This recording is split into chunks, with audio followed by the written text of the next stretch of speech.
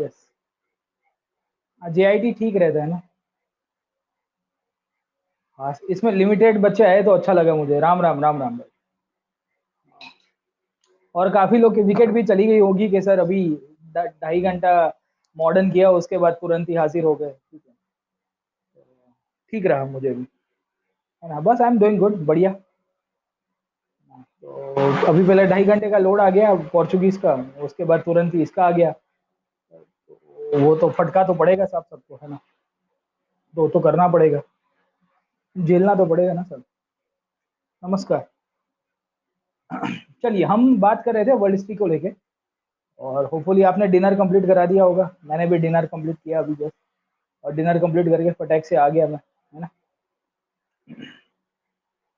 चलिए, अच्छा नहीं किया सबने, कोई बात नहीं। So we were discussing about the capitalism socialism वाला जो टॉपिक है, उसी को डिस्कस कर रहे थे। सो हमने जब प्रीवियस क्लास को पढ़ा था, जो भी अभी जो बच्चे मॉडर्न से माइग्रेट होके आए हैं, उनको मैं कहूँगा कि पहले तो आप पुराने क्लासेस को देखेगा, फिर क्वेश्चन पूछेगा, वरना दिमाग घूम जाएगा आपका और मेरा दोनों का, है ना। तो please watch the previous classes, फिर क्वेश्चन आप जो भी डाउट होगे वो जेन्युइन डाउट पूछेगा, वरना तो फिर आप वो आसमान से टपके खजूर पे लटके हो जाएगा। ठीक है, क्योंकि I know that many people will be migrating from the modern to the world, क्योंकि उनको अभी पता चला होगा कि सर का वर्ल्ड हिस्ट्री भी चालू है, हमको तो पता ही नहीं था, है ना। तो फिर उसके पहले यही प्रॉब्लम हो जाएगा। ठीक है, तो वर्ल्ड हिस्ट्री एक्चुअली सबसे पहले करना चाहिए। जो भी स्टूडेंट्स अभी सबसे फाउंडेशन में वर्ल्ड हिस्ट्री से जुड़े हैं ना, उनको पूरा पिक्चर मॉडर्न का हो जाएगा क्लियर, क्योंकि वर्ल्ड से बहुत सारी चीजें खुल जाती है। ठीक है, तो लोग क्या करते हैं कि वर्ल्ड हिस्ट्री मेंस के दौरान करेंगे। अरे भाई, मेंस में जब करना है तब आपको रीडिंग करना है, अभी समझ लेना है, अभी पूरा उसका कंसेप्ट अंडरस्टैंडिंग डेवलप कर देना है। फिर मेंस का जो 3 महीने का टाइम होगा, उसमें तो खाली आपको टॉपिक रीड करने होते हैं, अभी समझ लेना होता है पूरी तरह से, है ना। तो लोग क्या करते हैं, तब क्लासेस करेंगे, तब समझेंगे, और फिर याद नहीं रहेगा। तो अभी अंडरस्टैंडिंग बना लो यार वर्ल्ड हिस्ट्री का, है ना। चलिए ठीक है, हम लोग बात कर रहे थे वर्ल्ड हिस्ट्री को लेके, और प्रीवियस क्लास में जब हमने वर्ल्ड हिस्ट्री पढ़ना शुरू किया था, तो हमने बात किया था द डिफरेंट फिलोसफीज, और फिलोसफीज में हमने कैपिटलिज्म को कवर कर दिया है। हमने सोशलिज्म को शुरू किया था प्रीवियस क्लास में, और मैंने आपको सोशलिज्म के बारे में इतने टॉपिक के बारे में डिस्कस किया था। तो मैंने बताया था कि वो सोशलिज्म का ओरिजिन क्यों हुआ है। तो ओरिजिन क्यों हुआ था, क्योंकि बिकॉज ऑफ द कैपिटलिज्म। तो पूंजीवाद थी, उसके अंदर बहुत सारे इल्स हुआ करते थे, उसमें बहुत सारे नेगेटिव हुआ करते थे। तो बहुत सारे नेगेटिव थे, इन सब के कारण हमको ये देखने को मिला कि सोशलिज्म, जिसे हम लोग समाजवाद कहते हैं, उसका उद्भव हुआ। गेटिंग माय पॉइंट, है ना। तो we had discuss in the previous classes की जो सोशलिज्म का जो पर्सपेक्टिव है, वो कहाँ से उभर के आया है, कैसे उभर के आया। ठीक है, तो डायरेक्टली सोशलिज्म के ऊपर ही चला जाता हूँ। I go to the socialism only, so that हम लोग उसकी व्याख्या को देखेंगे। हमने प्रीवियस क्लास के अंदर बताया था कि सोशलिज्म एक ऐसी विचारधारा है जो कहती है कि पब्लिक ओनरशिप और the public property should be there, and the means of production, हमारे जो आय के जो स्रोत है, वो मीन्स ऑफ प्रोडक्शन है, वो पब्लिक के हाथ में होने चाहिए। गेटिंग माय पॉइंट, है ना। तो उसी को ही हम लोग कलेक्टिव ओनरशिप के रूप में भी पहचानते हैं, कॉमन ओनरशिप के रूप में भी पहचानते हैं, और कहीं से भी आ सकती है। It can come by democracy, it can come by voluntary, it can come by the totalitarian rule as well. ठीक है, तो बहुत सारे अलग अलग पर्सपेक्टिव के अंदर आएंगी, और उसके फीचर्स मैंने बताए थे कि कहीं भी सोशलिस्ट सोसाइटी होगी, ये 4 फीचर्स के ऊपर चलती है। वो सबको बोलेगी कि सब सोशली इकोनॉमिकली इक्वल है, फ्री मार्केट नहीं होगा, प्राइवेट प्रॉपर्टी का कंसेप्ट आपको ज्यादा नहीं मिलेगा, सेंट्रलाइज कमांड इकोनॉमी का कंसेप्ट मिलेगा, और सोसाइटी के हाथ में आपके जो इनकम के सोर्सेज होंगे वो हमको मिलेंगे। ठीक है, so we have discuss in the previous classes कि सोशलिज्म को बढ़ावा देने के पीछे के कारण क्या थे। तो उसमें मीन्स ऑफ प्रोडक्शन था, इक्वालिटी का कंसेप्ट था, क्लास कंफ्लिक्ट नहीं होंगे, सब सेम हो जाएंगे, सब भाई बंधु हो जाएंगे, और रियल डेमोक्रेसी आ जाएगी। ओरिजिन कैसे हुआ, तो मैंने आपको समझाने की कोशिश की थी मूलभूत रूप से कि कैपिटलिज्म को क्रिटिसाइज करके होता है, और उसका खुद का आइडियोलॉजिकल डायमेंशन भी था। कैपिटलिज्म को जब क्रिटिसिज्म करते गए, तो हमने प्रीवियस क्लास के अंदर पढ़ा था कि कैपिटलिज्म नाम की विचारधारा में बहुत सारे नेगेटिव्स थे। ये नेगेटिव्स में बहुत बड़ा एक्सप्लोटेटिव आइडिया था कैपिटलिज्म, और कैपिटलिज्म एक ऐसा एक्सप्लोटेटिव आइडिया था, उसके कारण लोगों को लग रहा था कि हमको समाजवाद की तरफ जाना चाहिए। ये समाजवाद की आइडिया मूलभूत रूप से बहुत सारे इवेंट्स के कारण आई। सबसे पहले था इंडस्ट्रियल रिवॉल्यूशन, और दूसरा था फ्रेंच रिवॉल्यूशन। फ्रेंच रिवॉल्यूशन ने भी एक आइडिया दिया, इंडस्ट्रियल रिवॉल्यूशन ने भी आइडिया दिया, और जब क्लास कन्फ्लिक्ट बढ़ गए, तो किसी ने कहा कि एक ऐसा समाज बनाओ जहां पे सब चंगासी का जो कंसेप्ट है, उसी को ही हम लोग कहते हैं यूटोपियन सोशलिज्म। एक ऐसा सोशलिज्म जो आइडियलिज्म के ऊपर मानता है, एक ऐसा सोशलिज्म जो कहता है कि हमारी सोसाइटी बहुत जस्ट, फेयर एंड रिजनेबल होगी, सबके बीच में भाईचारा होगा, और सबका विकास हो पाएगा, किसी के साथ कोई भेदभाव नहीं होगा। इसके लिए शब्द यूज किया गया है तो यूटोपिया। यही यूटोपिया को हम लोग राम राज्य के रूप में पहचानते हैं when we see from the Indian perspective. तो हमने प्रीवियस क्लास के अंदर राम राज्य के बारे में भी बात की थी। अब यूटोपियन सोशलिज्म को किन किन लोगों ने दिया है? तो यूटोपियन सोशलिज्म आपको 4-5 लोग मूलभूत रूप से मिलेंगे जो वर्ल्ड हिस्ट्री के अंदर अपना एक डायमेंशन देते हैं। इसके सिवा और भी आपको मिल जाएंगे। तो हेनरी सेंट साइमन था, फूरियर था, लुई ब्लैंक था, पीरे जोसेफ था, रॉबर्ट ओवन जैसे लोग मिलेंगे। इन सब ने अपने अपने आइडिया दिए। अब इनके आइडियाज हमारे लिए इंपॉर्टेंट इसके लिए है क्योंकि जब आंसर को फ्रेम करेंगे तो इनकी कुछ कुछ चीजें हमको फैक्चुअल पॉइंट के अंदर पता होनी चाहिए कि इन्होंने क्या कहा था और क्यों कहा था। तो एक एक करके इन फिलोसफीज को थोड़ा बहुत समझा देता हूँ कि क्या कहना चाहते थे। अब सबसे पहले हम लोग सेंट साइमन की बात करते हैं। तो ये सेंट साइमन मूलभूत रूप से फ्रांस से बिलोंग करते थे और इनका मानना ये था कि फ्रांस की क्रांति के बाद हम लोग को जो ओनरशिप ऑफ प्रॉपर्टी है, ओनरशिप ऑफ रिसोर्सेज है, वो स्टेट के हाथ में दे देना चाहिए। वो प्राइवेट इंडिविजुअल के हाथ में नहीं होना चाहिए और स्टेट सबको समान तक देगा, सबको इक्वालिटी ऑफ अपॉर्चुनिटी देगा। इक्वालिटी ऑफ अपॉर्चुनिटी का मतलब मूलभूत रूप से अगर आप देखोगे तो आर्टिकल 16 की बात कर रहे हैं, ये समझे कि नहीं समझे? तो in this condition Saint Simon ने अपनी आइडियोलॉजी दी। सेंट साइमन ने कहा कि सबको इक्वल अपॉर्चुनिटी देनी चाहिए और इन दिस कंडीशन जो लोग जितना काम करेंगे उस हिसाब से उसको पैसा देना पड़ेगा। मतलब समझ में आ रहा है कि नहीं आ रहा है? To each according to his work. जितना आप कंट्रीब्यूट करोगे उस हिसाब से आपको स्टेट रिटर्न देगा और इस तरह से आपके कोई भेदभाव नहीं होगी। अगर आप ज्यादा पुश करोगे तो आपको ज्यादा रिटर्न्स मिलेंगे, अगर आप कम पुश करोगे तो आपको इनफैक्ट कम मिलेंगे, समझे?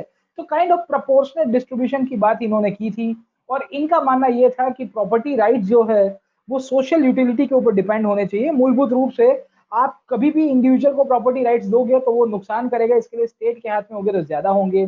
स्टेट को पूरा का पूरा प्लानिंग करना चाहिए, पर प्लानिंग के अंदर गवर्नमेंट को चलाने वाले लोग कौन होंगे?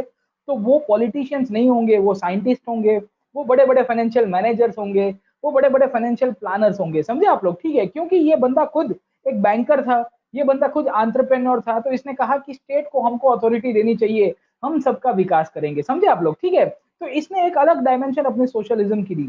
अब सेंट साइमन ने जब अपने सोशलिज्म की विचारधारा दी इन द 18th सेंचुरी, उसके सामने आपको और भी थिंकर्स और फिलोसफर्स मिलेंगे। उनमें से एक मिलेगा फूरियर। अब फूरियर का क्या मानना था मूलभूत रूप से आप समझने की कोशिश करोगे तो इसका मानना यह था कि इंडस्ट्रियलाइजेशन ने पूरी दुनिया को तबाह कर दिया है।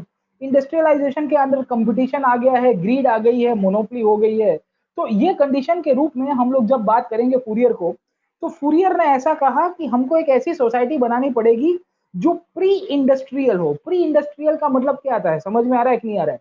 प्री इंडस्ट्रियल का मतलब ये होगा कि ऐसा समाज जो औद्योगिक क्रांति के पहले हुआ करता था। तो औद्योगिक क्रांति के पहले कैसा समाज हुआ करता था, याद आया कि नहीं आया? तो एग्रीकल्चर बेस्ड सोसाइटी हुआ करती थी बिहाइंड और before the industrial revolution. Getting a point, है ना? तो ये कंडीशन के रूप में अगर आप समझोगे तो इसने कहा कि हमको एग्रीकल्चर का कम्युनलाइजेशन करना चाहिए। मतलब क्या है कि एग्रीकल्चर कम्युनिटी को इकट्ठा करना चाहिए, समझे कि नहीं समझे? और लोगों को एग्रीकल्चर के अंदर अपना काम को डिस्ट्रीब्यूट कर देना चाहिए और उसके बाद लोग अलग अलग अपना काम करेंगे। कोई खेती का काम करेगा, कोई ट्रैक्टर चलाने का काम करेगा, कोई हल चलाने का काम करेगा, कोई सीड थ्रो करने का काम करेगा, समझे आप लोग? ठीक है, तो ये कंडीशन में इसने कहा कि हम लोग छोटे छोटे एसोसिएशंस बनाएंगे। ये एसोसिएशन छोटी छोटी एग्रीकल्चर कम्युनिटी को डेवलप करेंगे और ये छोटे छोटे एग्रीकल्चर कम्युनिटी के द्वारा सबके बीच में हार्मनी होगी और सबका साथ समाज का विकास हो जाएगा, समझे आप लोग? ठीक है, तो इसने ना 4 अलग अलग लेयर्स ऑफ थियरी बताई है, ठीक है, और 4 अलग अलग लेयर्स ऑफ थियरी। कमल बेटा आप पिछले क्लास में नहीं थे क्या? ठीक है, तो वहां से तो शुरू कर रहा हूँ आप यार, थोड़ा बहुत थोड़ा तो एग्री करना पड़ेगा ना आपको, ठीक है? So what we find in this case कि मैं वहां से शुरू कर रहा हूँ, इसमें कहाँ धीरे बताऊंगा, ठीक है? तो ये स्लाइड्स में सब कुछ दिया तो हुआ है सब आपको, है ना? चलिए ठीक है। So what we find in this case, जब हम लोग है ना प्रीवियस क्लास को देख के आया करिए, इसके लिए आप आसमान से टपोगे, खजूर पे लटकोगे, फिर मेरे मेम का शिकार बन जाओगे और फिर मेरे को डिसलाइक मार के चले जाओगे, ठीक है? सॉल्यूशन एक ही आता है, अभी मैंने अभी देखा अभी, ठीक है? अभी मॉडर्न हिस्ट्री में भी बहुत ऐसा हुआ कि यार धड़ाधड़ डिसलाइक आए, तो मुझे पता चल गया कि भाई ये आसमान से टपके खजूर पे लटके वाले लोग हैं साहब, तो उनका तो फिर मैं क्या सॉल्यूशन लेके आऊंगा साहब, ठीक है? तो अभी आप थोड़ा थोड़ा बैर करिए आप मेरे साथ, है ना? बुरा मत लगाइएगा। चलिए आगे चलते हैं, what I was talking about, ठीक है? अब फूरियर ने क्या कहा? फूरियर ने ये कहा कि मॉडर्न इंडस्ट्री लगाओगे तो भेदभाव होगा, मॉडर्न इंडस्ट्री लगाओगे तो विकास में प्रॉब्लम होगा, मॉडर्न इंडस्ट्री मूलभूत रूप से हमको है ना और कंपटीशन सेंट्रिक करेगी, इविल कर देगी और हमारे अंदर लालच जलाएगी, हमारे अंदर बहुत सारी ग्रीड जलाएगी, समझे? तो इसके कारण इसने उसके अगेंस्ट में आइडिया दिया और सोसाइटी को 4 अलग अलग एसोसिएशंस के अंदर इनफैक्ट मैनेज करने की बात की। Getting a point? तो इसने कहा कि छोटे-छोटे संगठन बनाओ, ऑर्गेनाइजेशंस बना दो, सबके बीच में कोऑपरेशन करो और कोऑपरेशन करने के बाद धीरे-धीरे क्या होगा, हम इनफैक्ट एक हार्मोनाइज़्ड वे में एक सोशलिस्टिक पर्सपेक्टिव में चले जाएँगे, समझे? तो ये कुछ इस प्रकार का प्लान हमने कम्युनिटी डेवलपमेंट प्रोग्राम्स में करने की कोशिश की थी।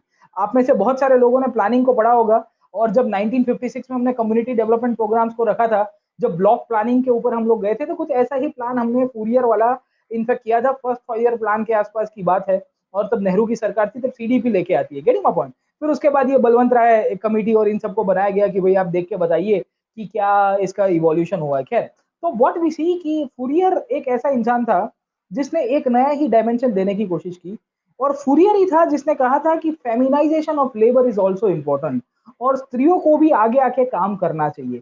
तो आज जो हम लोग फेमिनिज्म नाम की जो आइडियोलॉजी के रूप में पहचानते हैं, उसमें भी फूरियर का अपना एक खुद का कंट्रीब्यूशन है। पर फूरियर ये कहता है कि वुमेन को आगे आके काम करना चाहिए पर उनको अधिकार नहीं मिलने चाहिए। तो मैंने आपको पहले भी बताया था कि ये सब फ्रांस वाले रीजन से और यूरोप के रीजन से लोग थे कि जो वुमेन का थोड़ा बहुत वो है ना ओपननेस लिबर्टी बताते थे, पर मैं कहूँगा कि कंप्लीट लिबर्टी नहीं देने की बात कर रहे थे। खैर, आखिर में इसने ये कहा कि जिन-जिन लोगों ने जितना काम किया है, उस हिसाब से उसको प्रोडक्टिविटी के अंदर कहीं न कहीं उसको शेयर मिलना चाहिए। तो ये चार्ल्स फूरियर का यूटोपियन सोशलिज्म था। अब आपको लगता है कि लोग इनफैक्ट अपने हिसाब से छोटे-छोटे खेत बनाएँगे, सबका काम डिवाइड कर देंगे। Do you think it is practically possible? ठीक है, इसके लिए उसको यूटोपियन कहा गया है। फूरियर के बाद एक और तीसरे लोग आए जिसका नाम था लुई ब्लैंक। लुई ब्लैंक का मानना ये था कि ये जो हमारी कैपिटलिस्टिक सिस्टम है, जिसने पूरी की पूरी सोसाइटी को और पूरे के पूरे वर्ल्ड को कॉम्पिटिटिव कर दिया है, तो अगर उसको चेंज करना है तो डेमोक्रेसी से करना पड़ेगा। अब कैसे डेमोक्रेसी से करेंगे? तो इसने कहा कि every person should have the right to work और लेबर रिफॉर्म्स करके लेबर लॉज़ लेके आओ और स्टेट को बड़े-बड़े वर्कशॉप ऑर्गेनाइज़ करने पड़ेंगे और वर्कशॉप के द्वारा सबको ट्रेनिंग देनी पड़ेगी कि किसको क्या खेत में काम करना है, किसको क्या फैक्ट्री में काम करना है, किसको कहाँ पे दुकान में काम करना है and the state will give them the work allocation. मतलब ये कमांड सेंट्रिक बात करता है। ये कहता है कि सबको ट्रेनिंग देके काम के ऊपर भेजा करो और इस तरह से इसने एक अपने नए-नए आइडिया दिए जिसे हम लोग कहते हैं the idea of social workshop, जिसके द्वारा इसने अपने-अपने विचारों को दिया और कहा कि सोशल वर्कशॉप के रूप में जो किसान लोग हैं उनके लिए ट्रेनिंग अलग से दे दिया करो सो दैट उनको समझ में आएगा कि क्या काम करना है। Getting my point or not? State should interfere and give the work for the businesses as well and business को स्टार्टअप के लिए भी क्रेडिट देनी पड़ेगी। तो आज की तारीख में अगर आप समझने की कोशिश करोगे, इंडिया के अंदर लुई ब्लैंक का सोशलिज्म चलता है क्योंकि ये काफ़ी प्रैक्टिकल है। आज का स्टेट अगर आप समझने की कोशिश करोगे, तो हम लोग सेल्फ हेल्प ग्रुप बनाते हैं। आज का स्टेट स्टार्टअप इंडिया देता है। आज का स्टेट अगर आप देखोगे तो मुद्रा लोन्स दे रहा है कि नहीं दे रहा है? ये सब पॉइंट कहीं न कहीं आप समझोगे तो प्रैक्टिकल पर्सपेक्टिव के ऊपर है। स्टेट मूलभूत रूप से इनफैक्ट सबको गारंटी भी देता है कि अगर तुमको काम नहीं मिलेगा, तो मैं तुमको नरेगा के तहत भी काम दे दूँगा। Getting my point or not? ये लुई ब्लैंक के आइडियाज़ काफ़ी प्रैक्टिकल थे और लुई ब्लैंक ने कहा कि कैपिटलिस्ट सिस्टम को कंप्लीटली अबॉलिश करने की ज़रूरत नहीं है। इनमें कुछ-कुछ चीज़ें ला दोगे तो भी हमारा विकास हो जाएगा। लुई ब्लैंक के आइडियाज़ पॉपुलर हो सकते थे पर 1848 का रिवॉल्यूशन हो गया और इसी के कारण लुई ब्लैंक के आइडियाज़ की जो है, उनका पिपुड़ी निकल जाता है। Getting my point? तो ब्लैंक के आइडियाज़ काफ़ी प्रैक्टिकल थे। ये भी यूटोपियन पर्सपेक्टिव में चलते हैं। ये भी थोड़े बहुत सस्टेनेबल कैपिटलिज्म की तरफ भी लेके जाते हैं, पर मूलभूत रूप से सोशलिज्म था, क्योंकि ये स्टेट को अथॉरिटी दे रहा था कि स्टेट को ये करना है। Getting my point or not? है ना? तो ये सब कंडीशंस के ऊपर ब्लैंक के आइडियाज़ का भी पिपुड़ी निकला। ब्लैंक के बाद आपको एक और मिलेंगे रॉबर्ट ओवन। रॉबर्ट ओवन खुद मूलभूत रूप से कॉटन फार्मिंग के अंदर जुड़े हुए इंसान थे। उनका मानना ये था कि कॉटन का जो मैन्युफैक्चरिंग है, उसके अंदर हम लोग कोऑपरेटिव आंदोलन की शुरुआत कर सकते हैं। अब देखो कोऑपरेटिव आंदोलन कैसे होगा? तो छोटे-छोटे पर्सपेक्टिव में अगर आप समझने की कोशिश करोगे, तो हमको क्या देखने को मिल रहा है कि आज की तारीख में जैसे अमूल के अंदर कोऑपरेटिव मूवमेंट हुआ कि नहीं हुआ? वैसा ही कोऑपरेटिव मूवमेंट ये वहाँ पे भी सोच रहे थे। इनका मानना था कि हम लोग कोऑपरेटिव मूवमेंट के द्वारा सबका अपना विकास कर सकते हैं। जहाँ-जहाँ वर्कर्स को सैलरी नहीं दी जाती है, उनके लिए मिनिमम वेजेस एक्ट लेके आए। फैक्ट्रीज़ का अच्छा विकास करें और एक मॉडल फैक्ट्री बनाएँ जहाँ पे वर्कर्स को अपना राइट्स मिले, ओनर्स को भी अपना प्रॉफिट मिले। इनका ये मानना था कि हम लोग इंडस्ट्रीज़ विलेज सेंट्रिक बनाएँगे। एक विलेज के अंदर एक इंडस्ट्री लगाएँगे, उसके आजू-बाजू में स्कूल, उसके आजू-बाजू में घर होंगे, उसके आजू-बाजू में खाने-पीने की खेती भी हो जाएगी। तो एक industry model industry centric village का एक आइडिया था। तो इन्होंने भी अपना एक विचार दिया, बट ये विचार के रूप में हम लोग समझने की कोशिश करेंगे, तो हमको ये देखने को मिल रहा है कि रॉबर्ट ओवन नाम के जो इंसान थे, उन्होंने एक पर्सपेक्टिव के रूप में आइडिया दिया।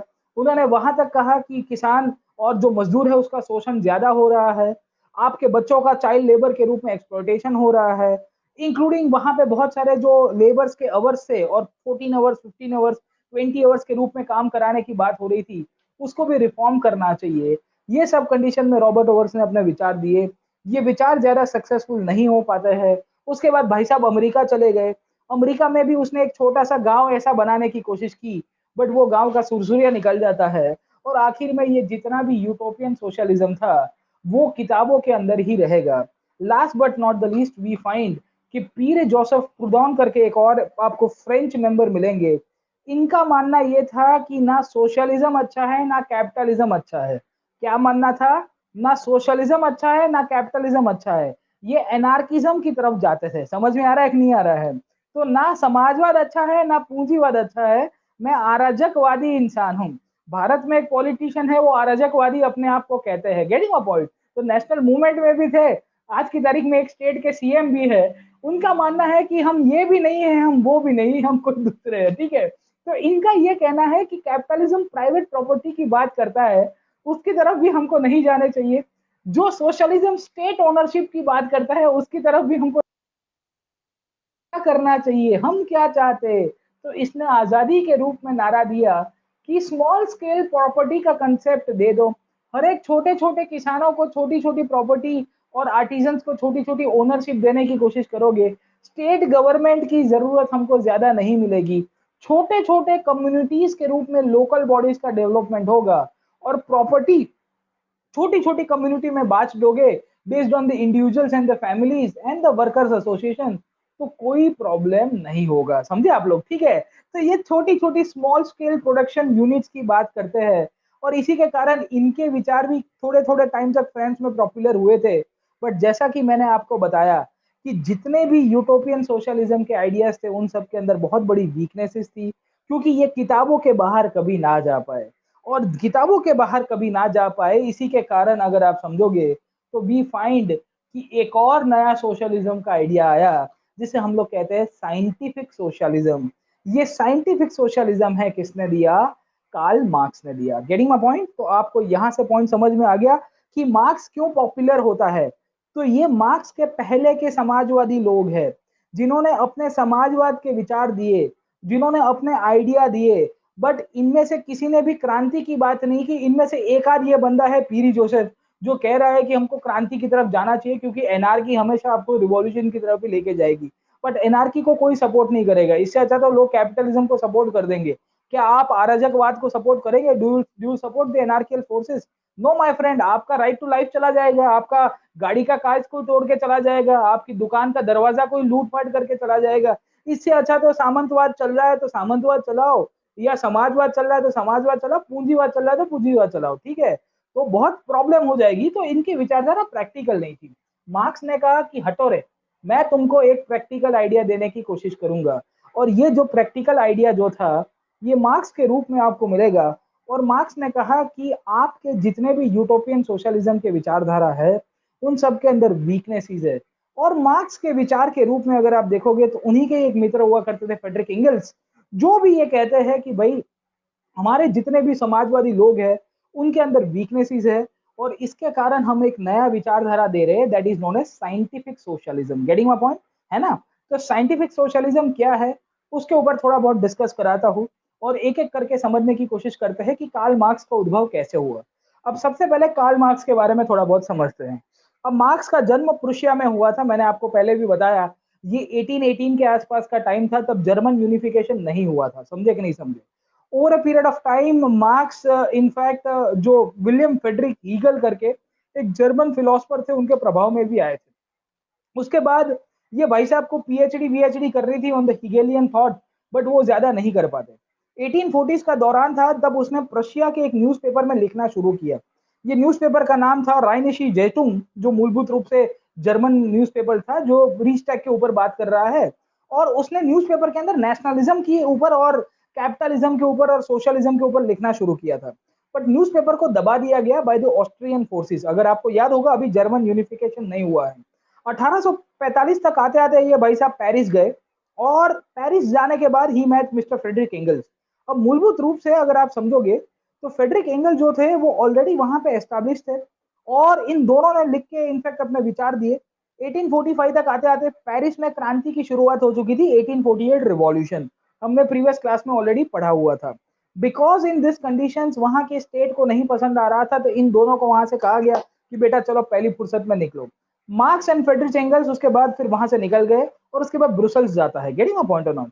अब ब्रुसल्स जाने के बाद उसने वहां पे सेटल हुआ बेल्जियम के अंदर, ब्रुसल्स, ब्रूज, ये दो तीन जगह के ऊपर रहा था वो, ठीक है। गेंट करके एक सिटी है बेल्जियम के अंदर, वहां पे रहता है वो। खैर, सो व्हाट वी सी कि वो ब्रसल्स, गेंट, ब्रूज वहां पे रहेगा। ब्रूज बाय द वे, ये आपने देखा होगा, ये सरफराज वाला पिक्चर है ना अपना, सुशांत वाला, पीके पीके पीके नाम की जो मूवी है उसके अंदर ब्रूज दिखा हुआ है। आपको समझ हमें मिले तो भी ब्रूज को देखेगा, वहां पे ये मार्क्स रहा करता है। उसका घर बहुत बढ़िया था, मैंने देखा। मतलब समाजवाद की बात कर रहा था, उसका वो पूरा कोठी देख के तो मेरी लार टपक गई थी। मैंने कहा कि ये समाजवाद होता है तो मैं भी कर देता हूँ थोड़ा बहुत, चलिए ठीक है। सो व्हाट वी फाइंड कि वो ब्रुसेल्स के अंदर है, वहां पे जहां रहता था वो। चलिए, so what we see in this case of Marx, तो मार्क्स ने उस दौरान जो जर्मन आइडियोलॉजी थी, जर्मनी के अंदर जो इश्यूज चल रहे थे साहब, ठीक है, उसके ऊपर उसने लिखना शुरू किया। और 1840 तक आते आते ये जो सोशलिज्म और कम्युनिज्म नाम की जो विचारधारा है उससे काफी प्रभावित हुआ था। और जर्मनी के अंदर एक कम्युनिस्ट लीग बन रही थी। There was a communist league that was formed at that time based on the earlier socialism. अब सोशलिज्म और कम्युनिज्म क्या है उसके ऊपर डिफरेंस समझाता हूँ थोड़ी देर के बाद। पर 1840 के आसपास का टाइम था और जर्मन कम्युनिस्ट लीग बन रही थी। और मार्क्स को और फ्रेडरिक एंगल को कहा गया कि तुमको है ना एक कागज तैयार करना है। कागज समझ में आता है? मैनिफेस्टो कहते हैं। हर एक पॉलिटिकल पार्टी का अपना रहता है, चुनाव से पहले आते हैं। तो ये जो कम्युनिस्ट लीग थी, छोटी सी एक कम्युनिस्ट विचारधारा के लोग थे जो समाजवाद के ऊपर मानते थे और जिनका कहना था कि community should be the ownership of the natural resources. तो इनको मार्क्स को बोला गया कि तुम इसके ऊपर कुछ लिखो।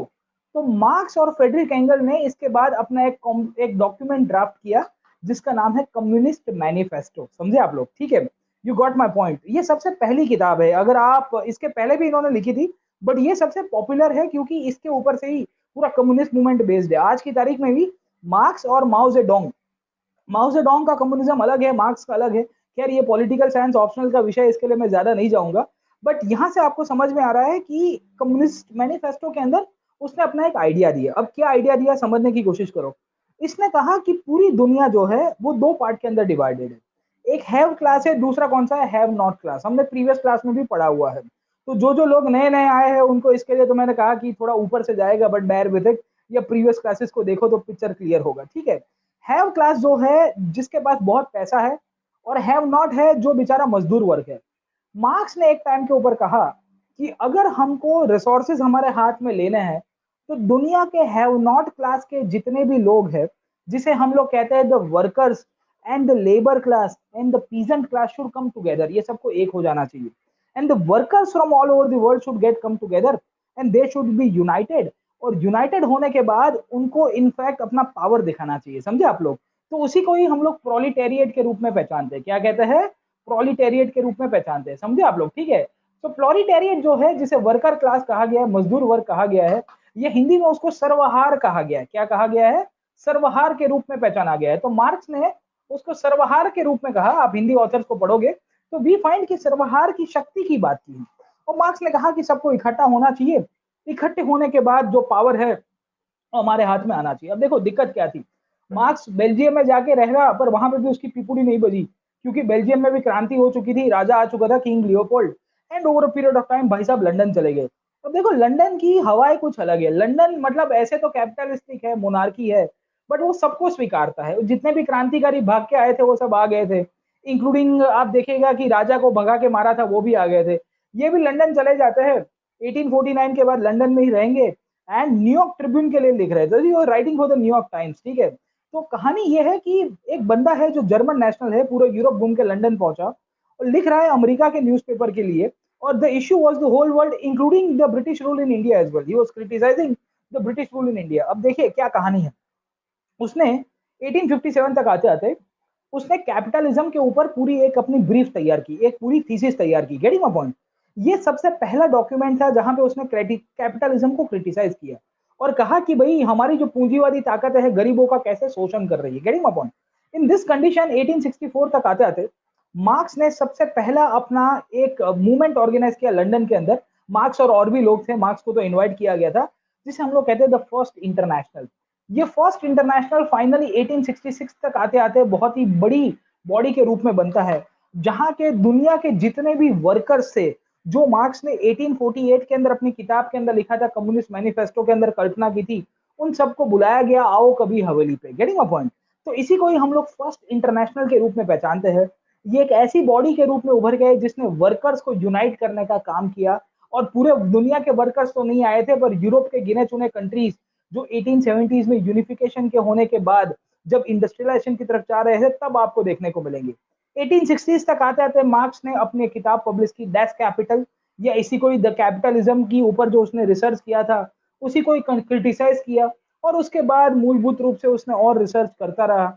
1883 तक आते आते मूलभूत रूप से आप देखोगे तो उसका मृत्यु हुआ, बट उसका जो रिसर्च था वो फेडरिक एंगल ने कंटिन्यू रखा, कि उसके मित्र भी थे, उसके सहयोगी भी थे, और इस तरह से आप समझोगे तो मार्क्स की जो विचारधारा है वो पॉपुलर हो गई। अब देखो मार्क्स ने कौन से पॉइंट्स को टच किया था, पहले वो समझाता हूँ। तो मार्क्स की जो विचारधारा है उसे हम लोग कहते हैं मार्क्सिज्म, मार्क्सवाद, ठीक है। जैसे इंडिया के अंदर भी आपको एक पार्टी मिलेगी सीपीआई, फिर दूसरी मिलेगी सीपीआईएम, तीसरी मिलेगी सीपीआईएमएल, समझे, चौथी मिलेगी सीपीआई माओ, ठीक है। तो एक है CPI, it's a legal party, उसमें कोई प्रॉब्लम नहीं। दूसरा है सीपीआईएम, सीपीआई मार्क्सिस्ट, उसमें भी कोई प्रॉब्लम नहीं। चौथी है सीपीआईएमएल, मार्क्सिस्ट लेनिनिस्ट, मार्क्स और लेनिन दोनों को मानती है। एक है सीपीआई माओ, तो ये गलत है भाई, ये क्रांति की बात करती है, ये नक्सल वाली फोर्सेस है, ठीक है। तो it's an illegal body. Getting my point, है ना? तो इसमें तो बहुत सारे विचारधारा है, आप अपना भी वाद डाल देते हो, ठीक है। तो आप इनफेक्ट देवेशवाद डाल दो, तो देवेशवाद नाम की एक विचारधारा, सीपीआईडी ऐसे करके एक पार्टी बन जाएगी। गेटिंग माय पॉइंट, है ना? तो ये मार्क्स की विचारधारा है। मार्क्स ने इनफैक्ट अपनी जो वो मार्क्सिज्म है उसके ऊपर किस तरह से अलग अलग डायमेंशन दिए उसको समझाता हूँ, और सोशलिज्म और कम्युनिज्म के बीच में मार्क्स ने कैसे डिफाइन किया उसको भी समझाऊंगा, ठीक है। अब थोड़ा बहुत सुन लीजिएगा और स्लाइड्स के ऊपर आता रहेगा, ये सुनने वाला विषय है। मैंने आपको वर्ल्ड हिस्ट्री पहले भी बताया था कि भाई साहब इनफैक्ट आपको वर्ल्ड हिस्ट्री को पढ़ना है तो एक एक करके हम लोग को थीमेटिकली पढ़ना है। अब मार्क्सिज्म क्या है सादी भाषा में पहले वो समझाता हूँ, फिर मार्क्स ने दुनिया के अंदर कैसे भौतिकतावाद, जिसे मटेरियलिज्म आने के बाद क्या चीजें बदली उसके बारे में कहा, मजदूरों के बारे में कहा, क्लास कंफ्लिक्ट क्यों आया उसके बारे में कहा, और कम्युनिस्ट स्टेट को कैसे एस्टेब्लिश किया जाएगा उसके बारे में भी उसने कहा है। Getting my point or not? अब मार्क्स क्या कहता है? मार्क्स ने अपनी जो विचारधारा है उसको सोशली, पॉलिटिकली और इकोनॉमिकली तीनों डायमेंशंस में कवर किया हुआ है, और उसने कम्युनिस्ट मैनिफेस्टो के अंदर ये विचारधारा को दिया था, और उसने कहा था कि दुनिया के सब मजदूरों को इकट्ठा होना चाहिए, कैपिटलिज्म को ओवरथ्रो करना चाहिए और सोशलिज्म को एस्टेब्लिश करना चाहिए। Getting my point or not? ये कंडीशन के रूप में हम लोग इसको मार्क्सिज्म के रूप में पहचानते हैं सादी भाषा में।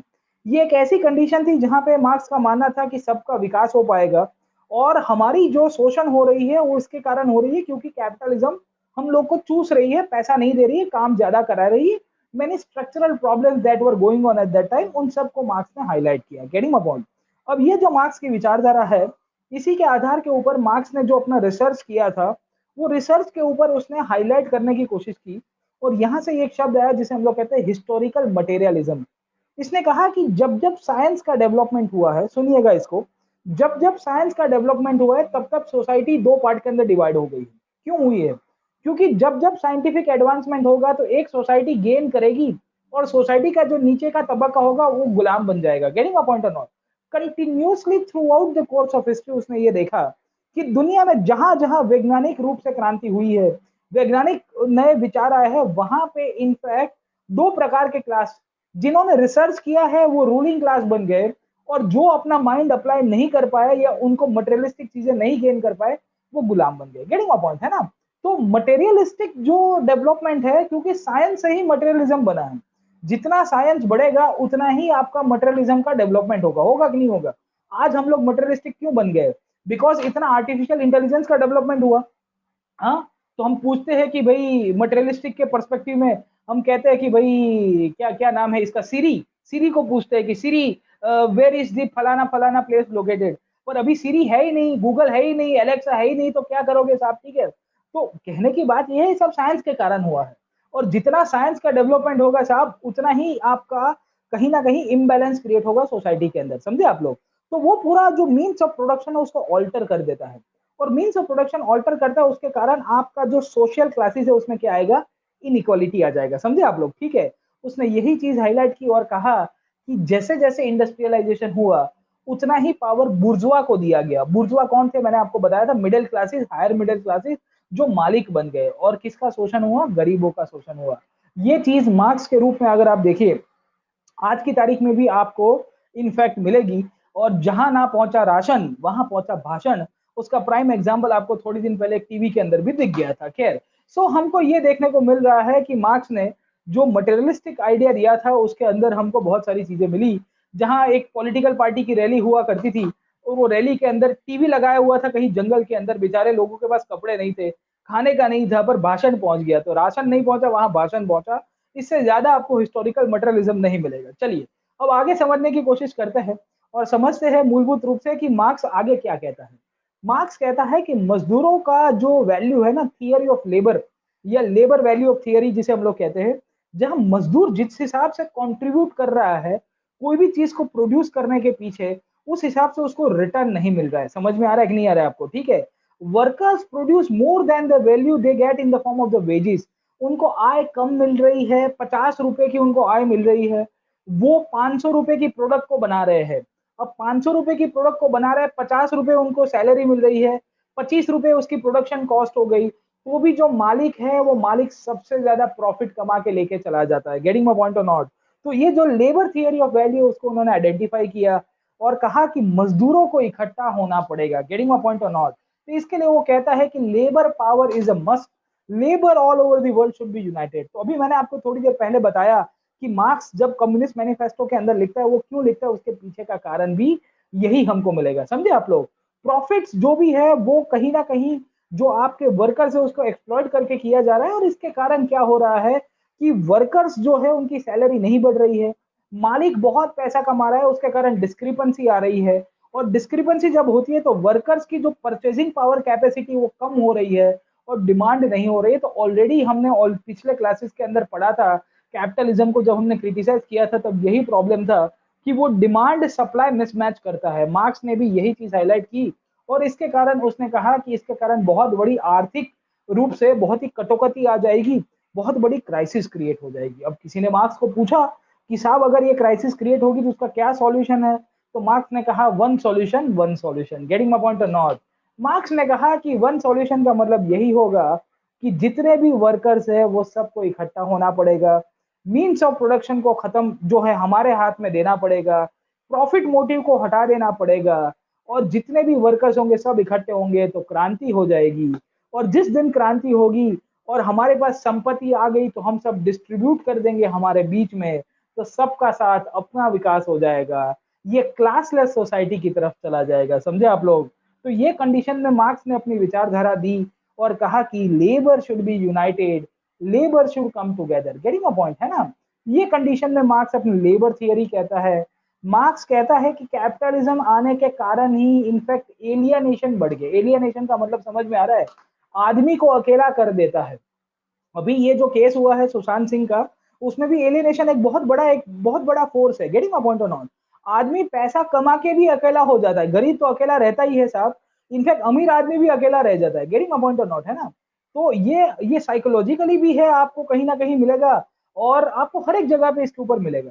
अब कैपिटलिज्म मासेस को अलग कर देता है। किस तरह से अलग करता है, क्योंकि कैपिटलिस्ट होते हैं वो रिसोर्सेज को कंट्रोल करते हैं, वही पॉलिटिक्स बनाते हैं, वही सोसाइटी बनाते हैं, वही इकोनॉमी को डिजाइन करेंगे। Getting my point or not.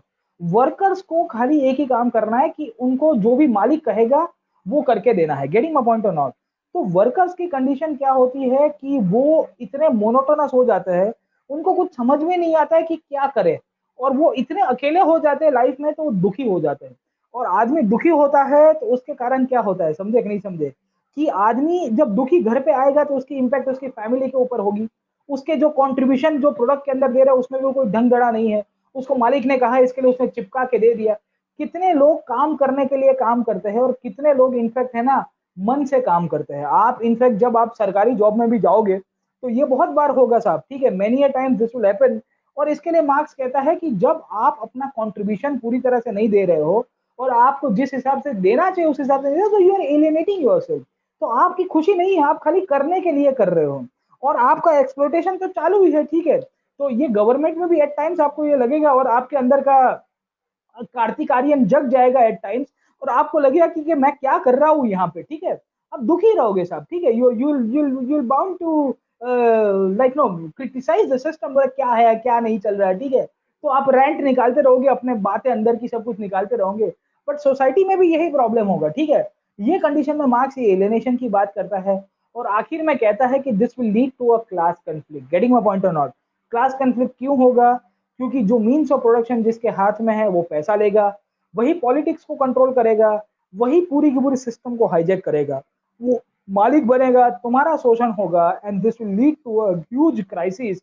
और ये क्राइसिस का सॉल्यूशन मार्क्स ने कहा कि क्रांति के द्वारा हमको करना है। ये क्रांति कैसे करेंगे? तो उसने कहा कि हम लोग कम्युनिस्ट स्टेट के रूप में करेंगे। कैसे करेंगे? तो एक दिन आएगा जब दुनिया के सब मजदूर इकट्ठे होंगे और इकट्ठे होने के बाद वो मूलभूत रूप से सबसे पहले सोसाइटी के हाथ में, कम्युनिटी के हाथ में पावर को दे देंगे या रिसोर्सेज को दे देंगे। आप समझने की कोशिश करो कि उसने ये आइडिया दिया सबसे पहले कि the capitalism needs to be overthrown, it should be by the means of revolution, क्रांति के द्वारा। क्रांति कौन करेगी? प्रोलिटेरिएट, जो सर्वहार, जो गरीब, दबा हुआ, कुचड़े हुए लोग हैं, वो करेंगे। और वो एक ऐसी सिस्टम बनाएंगे जिसे हम लोग कहते हैं सोशलिस्ट। अब सोशलिस्ट क्या होगी, याद रखेगा, सोशलिस्ट एक ऐसी सिस्टम होगी जहां पे आपके जो रिसोर्सेज है, जो मीन्स ऑफ प्रोडक्शन है, वो किसके हाथ में आ जाएंगे? सोसाइटी के हाथ में आ जाएंगे, या वही इनफैक्ट कम्युनिस्ट, या मैं कहूंगा कम्युनिटी के हाथ में आ जाएंगे, समाज के रूप में आ जाएंगे, या इनफैक्ट एक छोटी सी वर्ग हो गया उसके हाथ में आ जाएंगे। और मार्क्स का मानना ये था, याद रखिएगा, मार्क्स का मानना ये था कि सोशलिज्म की ये शुरुआत है and this will lead to the final conclusion of the communism. अब ये क्या था? तो मार्क्स ने ये कहा कि सबसे पहले सोसाइटी के हाथ में मीन्स ऑफ प्रोडक्शन आएंगे, थोड़े समय तक सर्वहारा की सरकार आएगी। सर्वहारा की सरकार का मतलब क्या है? कि जो प्रोलिटेरिएट लोग हैं, जो प्रोलिटेरिएट लोग हैं जिन्होंने क्रांति की है, वो एक फॉर्म ऑफ गवर्नमेंट बनाएंगे। थोड़े टाइम तक ये गवर्नमेंट रहेगी, एक ऐसी अथॉरिटी होगी, वो रहेगी। धीरे धीरे धीरे ये जो गवर्नमेंट है, ये जो स्टेट है, वो विदर अवे हो जाएगा। विदर अवे का मतलब क्या होता है? वो समाप्त हो जाएगा। और फाइनली समाज के अंदर एक ऐसी सिचुएशन आ जाएगी जहां पे हमको देखने को मिलेगा everything is owned by the society and community, everyone will be equal। तो revolution is just means to receive the ultimate end. समझ में आ रहा है कि नहीं आ रहा है? People think that revolution is an end in itself. No my friend, revolution is just means to achieve the goal that was set up by Marx. समझे? तो जब क्रांति अंत के रूप में रह जाती है तो लोचा हो जाएगा। क्रांति एक साधन है, उससे ज्यादा कुछ नहीं है। यही चीज रिजर्वेशन के ऊपर भी लागू होती है जब हम लोग यही सोशलिस्ट सिस्टम को देखेंगे। और जब हम लोग इंडियन रिजर्वेशन को देखते हैं तो reservation is a means to achieve I would say equal representation from all the sections of the society and empowering of the certain classes. It is not an end in itself, but because of the politics surrounding it, it has become an end in itself। समझे? तो आज का जो marks है, आज का जो सर्वहार है, वो इनफैक्ट अपना रास्ता भटक गया है। जो लोग अपने क्रांति के विचार दे रहे हैं, उनके साथ प्रॉब्लम यही हो रहा है कि वो इसको अंत समझ रहे हैं। वो अंत नहीं है बेटा, ये तो खाली एक साधन है। ये साधन, नेहरू ने कहा कि हमको क्रांति करने की भी जरूरत नहीं है, हम हमारे हिसाब से भी कर सकते हैं। यहां से ही दो आइडियोलॉजी का डिफरेंस समझ में आया। एक कहते हैं कम्युनिज्म, एक कहते हैं सोशलिज्म। अब देखो ये बहुत ही सिनोनिमस लिखती है। मैंने आपको पहले के क्लास के अंदर, अभी आगे की स्लाइड में बताया कि socialism is just means to achieve the final stage of communism, जहां पे कम्युनिटी ओनरशिप आ जाएगी, पर वो क्रांति के रास्ते आएगी। इसके लिए वो ट्रांजिशन फेज के अंदर मार्क्स ने उसका उल्लेख किया है। Getting my point? Socialism evolutionary है, जनरली हम लोग इसको कहते हैं जनरल टर्म्स के अंदर। कम्युनिज्म जो है वो रिवॉल्यूशनरी है। दोनों कहते हैं कि कैपिटलिज्म को खत्म करना है, दोनों कहते हैं कैपिटलिज्म को खत्म करना है। एक कहता है क्रांति के रास्ते से करेंगे, दूसरा कहेगा कि नो माय फ्रेंड, धीरे धीरे करेंगे। अब कैसे धीरे धीरे करेंगे, तो किस तरह से करेंगे? तो उसके लिए इन्होंने कहा कि हम लोग डेमोक्रेसी का रास्ता लेंगे। क्या कहा? डेमोक्रेसी का रास्ता लेंगे। और डेमोक्रेसी का रास्ता लिए हुए धीरे धीरे हमारे जो डिफरेंट क्लास ऑफ पीपल है उनको साथ में भी रखेंगे, जिनके साथ अन्याय हुआ है उसके लिए न्याय भी करेंगे। इकोनॉमिक फिलॉसफी के तहत आपको इकोनॉमिक जस्टिस का कंसेप्ट मिलेगा। ये इकोनॉमिक जस्टिस के तहत जो मीन्स ऑफ प्रोडक्शन थी वो कुछ कुछ लोगों के हाथ में ले ली गई in the form of the land ceiling act, and then the issue of the Keshavanandan Bharati and the Gorakhnath and multiple Minerva Mills came into the picture. Getting my point है ना? तो आप समझने की कोशिश करो कि डेमोक्रेटिक सोशलिज्म हमेशा इवोल्यूशनरी आता है। इनका कहना ये था कि हमको क्रांति नहीं करनी है, जिनके पास एक हद से ज्यादा पैसा है पूंजीवादी रूप में, उनके पास से पैसा ले लेना है via the issue of nationalisation, कुछ कुछ उनको देना भी है। Two different classes of people can survive together, and if you want to end the differences between the classes, what we need to do, we need to upgrade oneself and we need to downgrade the other person so that they can come equal। समझे कि नहीं समझे? DPSP के अंदर लिखा जाता है, किस तरह से लिखा गया? To reduce the inequality of the wealth, the state shall make provision। और फंडामेंटल राइट के द्वारा कहा गया, अफर्मेटिव एक्शन के द्वारा इक्वल अपॉर्चुनिटी तो होगी, पर कुछ कुछ लोगों को आगे लाने के लिए प्रयत्न भी किए जाएंगे। समझे आप लोग? ठीक है। So you got the point, what is democratic socialism. हाँ, तो आपने पॉलिटी के अंदर भी पढ़ाई होगा। तो इसके कारण डेमोक्रेटिक सोशलिज्म जो समाजवादी विचारधारा है, ये वहां तक कहता है कि आप इनफैक्ट कंप्लीट नेशनलाइज करोगे तो कोई दिक्कत नहीं है, आप कुछ कुछ चीजों पैसों की जो परिभाषा है वो भी रखिए। पीपल शुड अर्न मनी, उसमें कोई प्रॉब्लम नहीं है। ठीक है। और आपको कमांड इकोनॉमी बनाने की भी जरूरत नहीं होगी। State control over some sectors of economy necessary, nationalisation of only priority sector is necessary, but private sector is also allowed in certain sectors. Getting my point or not? ये India कर रहा है कि नहीं कर रहा है साहब? इसके लिए हम लोग कहते हैं हम समाजवादी है। हम कहते हैं कि भाई देखो, हम कुछ कुछ इंपॉर्टेंट सेक्टर्स ऐसे हैं इकोनॉमी के, कुछ कुछ एरियाज ऐसे हैं जो हमारे हाथ में रखेंगे, जैसे डिफेंस हो गया, एटॉमिक एनर्जी हो गई, रेलवेज हो गई, आदि इत्यादि। Getting my point? बट कुछ कुछ ऐसे होंगे जो हम लोग इनफैक्ट प्राइवेट के लिए भी रखेंगे। उसके सामने कम्युनिज्म जो रशिया के अंदर हुआ, 1917 में क्रांति हुई, 1921 तक आते आते कम्युनिस्ट स्टेट उभर के आया। उसने कहा कि आज के बाद सब कुछ इनफैक्ट स्टेट के हाथ में आ गया और कोई भी सोसाइटी में अलग अलग क्लासेस नहीं होंगे। No two classes can survive together, there is only one class that is known as classless. समझे कि नहीं समझे? क्लासलेस का मतलब है कि सब के सब मजदूर है। इंडिविजुअल वेल्थ का कोई कंसेप्ट नहीं है। अगर आप डीपीआर के जाके देखोगे तो सबके सबको बराबर कर दिया गया है। प्राइवेट प्रॉपर्टी नहीं है। अगर आप कोरिया में जाके देखोगे तो स्टेट आपको घर देगा तब जाके आपका घर बनेगा। All the sectors are under the public sector and nationalisation of resources is the crux. Everything works under the command economy.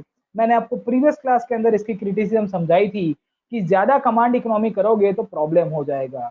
Communism politically भी उतना ही पावरफुल है। सोशलिज्म कहता है कि हम इकोनॉमिकली है, पॉलिटिकल राइट्स तो सबको दिए हैं। कम्युनिज्म पॉलिटिकल फिलोसफी के रूप में इसके लिए क्योंकि वो स्टेट बन जाता है, वन पार्टी सिस्टम की बात करता है। सोशलिज्म कहता है कि मल्टी पार्टी सिस्टम भी चल जाएगी। गेटिंग अ पॉइंट है ना? तो इसके लिए हम लोग देखेंगे कि एक बहुत ही आर्थिक विचारधारा के रूप में हमको मिलेगा। दूसरा हमको कहाँ पे मिल रहा है? आपको इनफैक्ट पॉलिटिकल पर्सपेक्टिव में मिल जाएगा। ठीक है। तो शुभम, आप शायद पहले क्लास में आए हो मेरे, है ना? पहले क्लास में आए हो, सच बताना, ठीक है? बुरा मत बोलिएगा, झूठ मत बोलिएगा। पहले आते थे? अभी आता हूँ उसके ऊपर, चलिए ठीक है। रिकॉर्डेड क्लास में आते थे, ठीक है। थोड़ा बहुत फिर से रिवाइज करिएगा, आपको समझ में आएगा। ओके। तो दोनों की पर्सपेक्टिव, क्योंकि मैं डिस्कस करते करते पढ़ाता रहता हूँ, अभी फिर से आपको उसके ऊपर कभी बाद में आ जाऊंगा। चलिए ठीक है, अभी थोड़ा आगे जाने दो, उसके बाद फिर ये टॉपिक खत्म होकर वापस डिस्कस कराता हूँ। चलिए, अब क्या हो रहा है, what is happening in this case. Okay. Communism socialism दो विचारधारा है। मार्क्स कहता था कि socialism is just a transition phase two achieve the communism, और इवेंचुअली वो रिवॉल्यूशनरी पर्सपेक्टिव की बात करता है। पर मार्क्स की विचारधारा का सुरसुरा निकल गया, क्योंकि मार्क्स की विचारधारा प्रैक्टिकली इंप्लीमेंट होते होते काफी टाइम लग जाता है। Getting my point or not? है ना? तो कम्युनिज्म काफी एक्सट्रीम है, ये काफी एक्सट्रीम कंसेप्ट में डालती है। ये कहती है कि इंडिविजुअल वेल्थ होनी ही नहीं चाहिए। जैसे रशिया में एक टाइम के ऊपर हुआ था, जहां पे जितने भी पॉपुलेशन थी उन सब की वेल्थ ले ली गई। Nationalisation of resources took place, nationalisation of the church took place, everything was bloody nationalised. Where India में नेशनलाइजेशन सब कुछ नहीं हुआ। हमने एयर इंडिया का किया, हमने एसबीआई का किया, पर हमने प्राइवेट सेक्टर को भी अलाउ किया कि चलो कोई बात नहीं। हमने देखा कि पैसा कमाओ, पर एक हद से ज्यादा पैसा मत कमाओ। प्राइवेट सेक्टर को अलाउ किया पर कानून लेके आए एमआरटीपी एक्ट। आपने देखा होगा एमआरटीपी एक्ट के अंदर क्या देखने को मिला, monopolies and restrictive trade practices act के अंदर बोला गया कि भाई साहब अगर तुमको व्यापार करना है तो तुमको लाइसेंस मिलेगा, आपको कोटा के तहत व्यापार करना है। तो गुरु भाई from an economy I would से was a genius guy because he used the idea of economies of scale. उसने कहा कि इन्वेस्टमेंट मेरा, मेरे पास लेबर है, मेरे पास मटेरियल है, तो why can not I produce more. But the state said कि अगर तुम ज्यादा प्रोड्यूस करोगे तो तुम डंपिंग कर दोगे बाजार के अंदर, सस्ते भाव के अंदर बाजार में चीजों को भेजोगे तो आपके जो दूसरे कंपटीटर है उनको नुकसान हो जाएगा। समझे आप लोग, ठीक है। तो ये कंडीशन के अंदर इनफैक्ट एमआरटीपी एक्ट लाया गया था। उसमें मेरे और आपके जैसे इनफैक्ट बड़े बड़े जो बाबू लोग थे, जो लाइसेंस ऑफिशियल के रूप में थे, वो रेड मारने चले जाते हैं। और गुरु भाई ने पिक्चर के अंदर यही कहा, इनफैक्ट धीरू भाई की बात कर रहा हूं मैं, गुरु भाई जो पिक्चर था उसके अंदर यही चीज मिलती है। और वो कहते हैं कि देखो मैंने इकोनॉमिकली कुछ गलत नहीं किया था। इकोनॉमिकली क्यों गलत नहीं किया था, उन्होंने कहा कि मैं सस्ते दाम में प्रोडक्शन कर रहा हूं, मैं ज्यादा प्रोड्यूस कर रहा हूं, मेरे पास इंफ्रास्ट्रक्चर है, मेरे पास रिसोर्सेज है। खाली आपने मुझे बोला था कि तुमको 100 मीटर का कपड़ा बनाना है, मैं साल का 10,000 मीटर कपड़ा बना दिया, उसमें गलत क्या किया है। 10,000 मीटर कपड़ा बनाने से तो मुझे तो फायदा ही है और पब्लिक को भी फायदा है, क्वालिटी भी अच्छी मिलेगी। समझे आप लोग, ठीक है। तो एट टाइम्स अगर आप देखोगे टू मच ऑफ कंट्रोल होता है ना, तो उसमें ये प्रॉब्लम्स होंगे। कम्युनिज्म तो गुरु भाई को अलाउ ही नहीं करेगा। कम्युनिज्म बोल देगा कि आज के बाद नो प्राइवेट सेक्टर, कम्युनिज्म बोल देगा कि हर एक मैं ही चीज डिसाइड करूंगा। वेरे सोशलिज्म कहेगा कि नहीं, थोड़ा तुम करो थोड़ा मैं करता हूँ, ठीक है। और कम्युनिज्म पॉलिटिकली भी इनफैक्ट सब कुछ कंट्रोल करके रखता है क्योंकि वो डेमोक्रेसी के अंदर नहीं मानता है। Getting my point. तो इन दिस कंडीशन हमको ये देखने को मिला कि कम्युनिज्म और सोशलिज्म नाम की जो विचारधारा, उन दोनों के बीच में फंडामेंटल डिफरेंस हमको यहाँ से मिलेगा। समझे आप लोग। अब क्या हुआ कि ये दोनों की दोनों विचारधारा आगे चली। Getting my point or not. Initially जो कम्युनिज्म है वो सबसे हाईएस्ट फॉर्म ऑफ रिवॉल्यूशन का कंक्लूजन पॉइंट होगा। सबसे पहले सोशलिज्म से शुरू करेंगे, फिर कम्युनिज्म में जाएंगे, ऐसे अपने अपने आप सबके डायमेंशन है। इस तरह से आपकी शुरुआत चलती है। अब सोशलिज्म कैसे चला, हाउ द सोशलिज्म प्रोग्रेस। तो सबसे पहले कम्युनिस्ट मैनिफेस्टो आया, उसके बाद इन्होंने अलग अलग मीटिंग्स की। पहले फर्स्ट इंटरनेशनल हुई, फिर उसके बाद सेकंड इंटरनेशनल होती है, फिर थर्ड इंटरनेशनल होती है। तीन बड़ी बड़ी इसकी मीटिंग होती है आपकी किसी सोशलिज्म की, समाजवाद की। इन बिटवीन कुछ कुछ इवेंट्स ऐसे हो गए जिसके कारण समाजवाद को बढ़ावा मिला। और समाजवाद के नाते जो जिसे हम लोग कम्युनिज्म कहते हैं, जिसे साम्यवाद कहा जाता है, उसको भी बढ़ावा मिलता है। One of the prime aspect of the socialism or the success of the socialism was the Bolshevik Revolution of 1917। इसके लिए अलग से क्लास लूंगा, चिंता मत करिएगा। इसके अलावा अगर आप समझने की कोशिश करोगे तो आपको एक और घटना मिलेगी, that is known as the Paris commune, जो 1871 के अंदर होता है। ये भी कहीं ना कहीं अगर आप देखोगे तो सोशलिज्म को और बढ़ावा देगा, ठीक है। अब मूलभूत रूप से हमको इसके अंदर से खाली थोड़ी बहुत फैक्ट पता होनी चाहिए कि सोशलिज्म 1919 के बाद भी चलेगा। इनफैक्ट 1945 तक चलता है, 1945 से लेकर 1990 तक चलेगा। 1990 के बाद लोगों ने कहा डिक्लाइन हो गया, अब इसका कोई इंपॉर्टेंस नहीं है, क्योंकि यूएसएसआर नाम का जो कंट्री था, जो कम्युनिज्म को और सोशलिज्म को बढ़ावा दे रहा था, वो डिसइंटीग्रेट हो गया। पर 2020 के अंदर हमारा बाजू वाला जो कम्युनिस्ट स्टेट है, इनफैक्ट ओके, जो अभी भी कहीं ना कहीं अपनी जो मैले इरादे है उसको चलाता रह रहा है, तो उसमें अभी भी लोग कह रहे हैं कि अगर अगर हमको दूसरा कोरोना नहीं चाहिए तो पहले कम्युनिस्ट पार्टी को इनफैक्ट कहीं ना कहीं निकालना पड़ेगा पावर से, तब जाके बात होगी। क्योंकि मार्क्स ने कहा था dictatorship of proletariat, but dictatorship of proletariat की जगह आपको डिक्टेटरशिप ऑफ इंडिविजुअल्स मिल जाएगा। और मार्क्स अगर जिंदा होता तो शी जिनपिंग को गोली मार देता। Getting a point or not, है ना। तो ये जो कंसेप्ट है, communism at times lead to totalitarianism, ये टोटलिटेरियन स्टेट के रूप में बन गया है। ऊपर से नीचे तक हर एक चीज को कंट्रोल किया हुआ है। मीडिया से लेके आप समझोगे तो फ्रीडम, आपके जो भी इंडिविजुअल फ्रीडम है, लिबर्टी है, उसको कंट्रोल किया हुआ है। और इवेंचुअली स्टेट बहुत ही रूथलेस आयरन हैंड के रूप में चल रहा है। गेटिंग माय पॉइंट, है ना। तो ये जो डिक्टेटरशिप ऑफ इंडिविजुअल्स है, ये सबसे बहुत बड़ी क्रिटिसिज्म है। लोग इनफैक्ट एक शब्द यूज करते रहते हैं आजकल जिसका नाम है लेफ्ट लिबरल। समझ में आ रहा है आपको, ये इंटरनेट के ऊपर कभी यूज होता है, ये ऑक्सीमोरन है, अगर आपको ना पता हो तो बोल देता हूँ। लेफ्ट कभी लिबरल नहीं होता साहब, ठीक है। लेफ्ट जहां पावर के ऊपर आया है उसने अच्छे अच्छों की पिटाई कर दी है साहब, ठीक है। हमारे बाजू वाले स्टेट में देख लो, इनफैक्ट, ठीक है। तो लोग कहते हैं कि मैं लेफ्ट लिबरल हूँ। मेरा एक दोस्त है, दिल्ली में पढ़ता, हम लोग बात करते रहते हैं। तो मैं पहली बार मिला तो मैंने उसने हम लोग बात कर रहे थे यूपीएससी के चक्कर में आने के बाद। तो बोलते हैं कि लेफ्ट लिबरल। मैंने बोला लेफ्ट और लिबरल कभी इकट्ठे कैसे हो गए साहब, लिबरल होगा तो लेफ्ट नहीं होगा, लेफ्ट होगा तो लिबरल नहीं हो सकता। ये दोनों इकट्ठे नहीं हो सकते, वरना आप मास्क पहन के बैठे हो। गेटिंग माय पॉइंट है ना। खैर, तो नई बात है, उसके ऊपर कभी बाद में बात करेंगे। कम्युनिज्म और सोशलिज्म का फैलावा कैसे हुआ? सोशलिज्म का फैलावा 1866 के बाद बहुत बढ़ता है। क्यों? क्योंकि फर्स्ट इंटरनेशनल नाम की मीटिंग हुई। क्यों हुई? तो लंदन के अंदर कार्ल मार्क्स ने पहले वर्किंग मैन एसोसिएशन की मीटिंग बुलाई थी।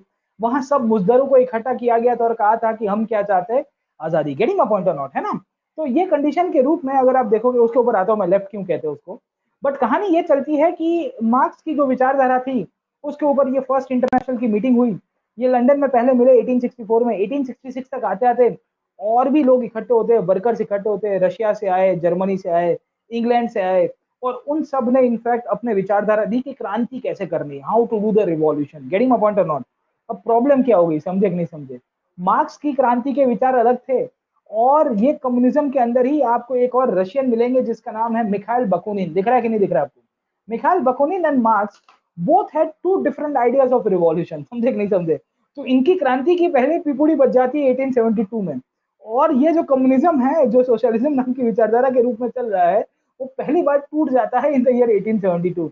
ये कभी भी आइडियोलॉजिकली एक सिंगल डॉक्ट्रिन में नहीं मानते। कैपिटलिज्म की तो खासियत है, वो बोल देगा कि पैसा जहां जाएगा वो मेरा डॉक्ट्रिन है। कम्युनिज्म में तो प्रॉब्लम ये है कि इनकी पिपुड़ी चलती रहती है, ठीक है, क्योंकि too much ideology will lead to a clash. समझे कि नहीं समझे ना? इतनी सारी आइडियोलॉजीज के बीच में आप इनफेक्ट करोगे तो लोचा हो जाएगा।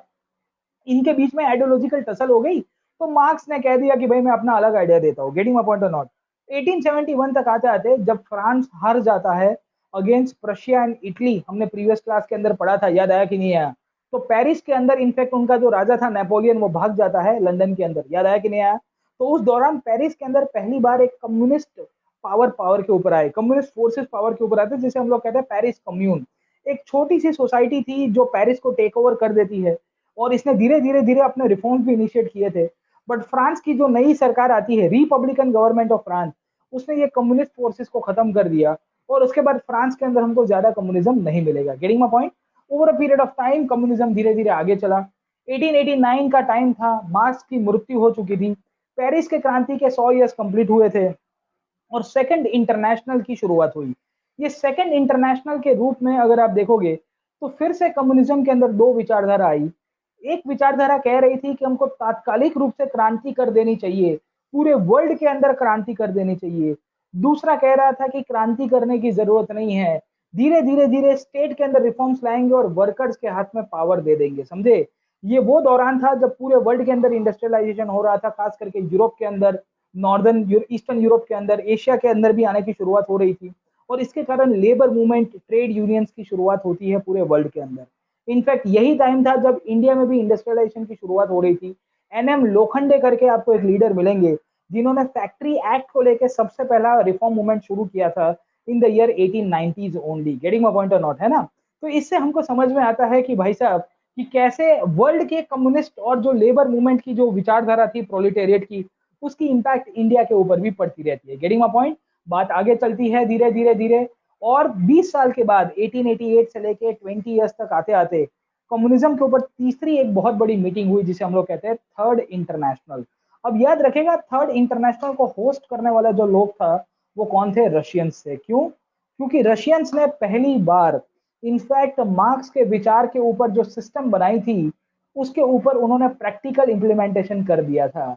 और कम्युनिस्ट पार्टी जो जो इनफैक्ट यूएसएसआर के अंदर पावर के ऊपर आई, लेनिन की, उन्होंने सबको बुलाया, बोले आओ कभी हवेली पे। और उनके बुलावे के बाद जब वर्ल्ड वॉर खत्म हुआ, तुरंत ही इनफैक्ट थर्ड इंटरनेशनल को बुलाया गया। सब मजदूरों को कहा गया कि हमको क्रांति करनी है। अब तुम्हें लगता है कि कैपिटलिस्ट फोर्सेस एक्सेप्ट करेंगे कि क्रांति हो जाए? तो इसी के कारण 1919 में जब थर्ड इंटरनेशनल हो रहा था, वर्कर्स को क्रांति के लिए मोटिवेट किया जा रहा था, तब 1919 में एक बॉडी बनती है आईएलओ। समझ में ना आए तो लॉलीपॉप चूसिएगा, समझे आप लोग? ठीक है।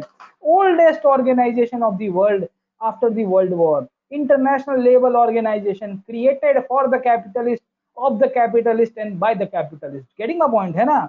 तो ये कोई किताब के अंदर नहीं लिखा है, ये आपको समझना पड़ेगा इतिहास के अंदर, जब आप इनफैक्ट पॉइंट्स को कनेक्ट करोगे तब।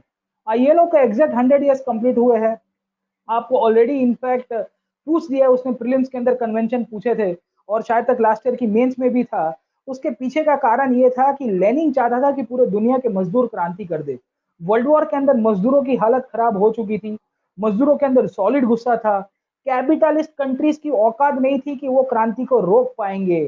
तो उन्होंने क्या किया, एक लॉलीपॉप दे दिया कि देखो हम तुम्हारे लिए रिफॉर्म्स लेके आएंगे, हम तुम्हारे लिए एक इंटरनेशनल बॉडी बना रहे हैं, हम तुम्हारे लिए एक ऐसी राइट्स क्रिएट कर रहे हैं अलग अलग चार्टर्स के द्वारा, और उसमें इंडिया को भी मेंबर बनाया गया था। ठीक है, हम खुद गुलाम थे और हम आईएलओ के मेंबर बनने जा रहे थे। तो ये तो लंबी कहानी है साहब पूरे वर्ल्ड की हिस्ट्री की, कि इनफैक्ट जब क्रांति की बात की तो थर्ड इंटरनेशनल का पर्सपेक्टिव आपको यहाँ से मिलेगा। यस, इंडिया से भी बहुत सारे कम्युनिस्ट लोग जाते हैं उसके दौरान। I am not sure, MN MN भी गया था, एमएन तभी थे, वो ताशकंद में था, महेंद्र नाथ रॉय, हाँ उसी दौरान थे। ठीक है, तो उनकी भी अलग से पिपुड़ी बजेगी। ठीक है, तो व्हाट वी फाइंड कि इन दिस कंडीशन हमको ये देखने को मिलता रहता है कि थर्ड इंटरनेशनल हुआ, लेबर राइट्स के बारे में रिफॉर्म्स की, क्रांति की बात हो रही थी। ये थर्ड इंटरनेशनल चलता रहा 1943 तक, इन्होंने छोटी मोटी मीटिंग की। 1947 तक आते आते रशिया ने कॉमिन फॉर्म बनाया। ये कॉमिन फॉर्म एक ऐसी बॉडी हुआ करती थी जिसको देख के जो जितने भी वेस्टर्न यूरोपियन कंट्रीज हैं उनको समझ में आ गया कि अब ये कुछ एक्सट्रीम करने वाला है, और इसी के कारण इनफैक्ट नाटो नाम के ऑर्गेनाइजेशन की स्थापना होती है 1949 के अंदर। इनफैक्ट आज अभी कोई मॉडर्न हिस्ट्री में मुझे पूछ रहा था कि नाटो कब बना, मैं बताना भूल गया, क्योंकि मॉडर्न में कुछ ज्यादा ही चलता रहता है, यहाँ डिस्कशन ज्यादा चलता है। ठीक है, सो वी फाइंड कि कॉमन फॉर्म बनता है कम्युनिस्ट इंफॉर्मेशन ब्यूरो, जो कहता है कि भाई हम लोग इनफैक्ट है ना कम्युनिज्म को फैलावा करेंगे। और उसके बाद इन्होंने वार्सो पैक्ट किया 1949 के अंदर ही। कम्युनिज्म के अंदर एक बहुत बड़ा पॉजिटिव चेंज आया, वो है कम्युनिस्ट के अंदर पार्टी पावर के ऊपर आई चाइना के अंदर, चाइना के क्रांति हो गई। वेस्टर्न कंट्रीज की फटी पड़ी है कि भाई साहब अब लोचा हो जाएगा, हमारी मौत आ जाएगी। 1950 से लेके 1990 तक कंटिन्यूसली कोल्ड वॉर चलता रहता है। ये कोल्ड वॉर कैसे चलेगा उसको नेक्स्ट क्लासेस में पढ़ेंगे। 1990 तक आते आते यूएसएसआर का डिसइंटीग्रेशन हुआ, फाइनली सोशलिज्म आज की तारीख में खत्म हो गया, ऐसा बहुत सारे लोगों का मानना है। यहाँ से तीन चार प्रकार के क्वेश्चन आएंगे कि सोशलिज्म क्यों फेल हो गया, दूसरा क्वेश्चन आएगा कि टाइप्स ऑफ सोशलिज्म क्या है, तीसरा आएगा कि आज की तारीख में उसकी प्रासंगिकता क्या है। ठीक है, तो तीन चार पॉइंट है, ओपन एंडेड क्वेश्चंस आएंगे, डिस्कशन सेंट्रिक ही आपको समझाऊंगा। ज्यादातर मैंने स्लाइड्स में कंसोलिडेट किया, तो थोड़ा सुनते रहना। मुझे वर्ल्ड हिस्ट्री पढ़ाना इसके लिए अच्छा लगता है कि उसमें सुनना ज्यादा आता है। ऐसे तो मॉडर्न हिस्ट्री भी सुन के ही पढ़ा सकता हूँ, पर इसमें क्या मैपिंग थोड़ा बहुत कराना पड़ता है प्रीलिम्स को लेके, इसके लिए ज्यादा ठीक रहता है। खैर, अब देखते हैं, आगे समझने की कोशिश करेंगे कि कम्युनिज्म में प्रॉब्लम क्या है, what is the problem with communism. ठीक है, अब कम्युनिज्म या सोशलिज्म मूलभूत रूप से एक ही है, मैंने आपको बताया। Socialism is just a transition phase leading to communism. मैंने अभी आपको बताया कि कैपिटलिज्म के जब आपको चेंज करना है तो आप पहले सोशलिस्ट बनोगे और उसके बाद फाइनली कम्युनिज्म के ऊपर जाओगे, जब कम्युनिटी ओनरशिप के ऊपर चली जाएगी। ठीक है, अब देखो क्या कहानी है, what is the ultimate point. Okay, मूलभूत रूप से ये जो पूरी की पूरी विचारधारा है, इसको हम लोग जब देखते हैं जो पूरी communism socialism as a whole generalise करके, तो इनमें क्या क्या प्रॉब्लम है। अब देखिए, अब जब आपको इनफैक्ट स्टेट कहता रहता है और स्टेट कहेगा कि हम आपको जॉब दे देंगे और हम बोलेंगे वो जॉब आपको करनी है, getting my point or no, you will get paid according to the condition of the state.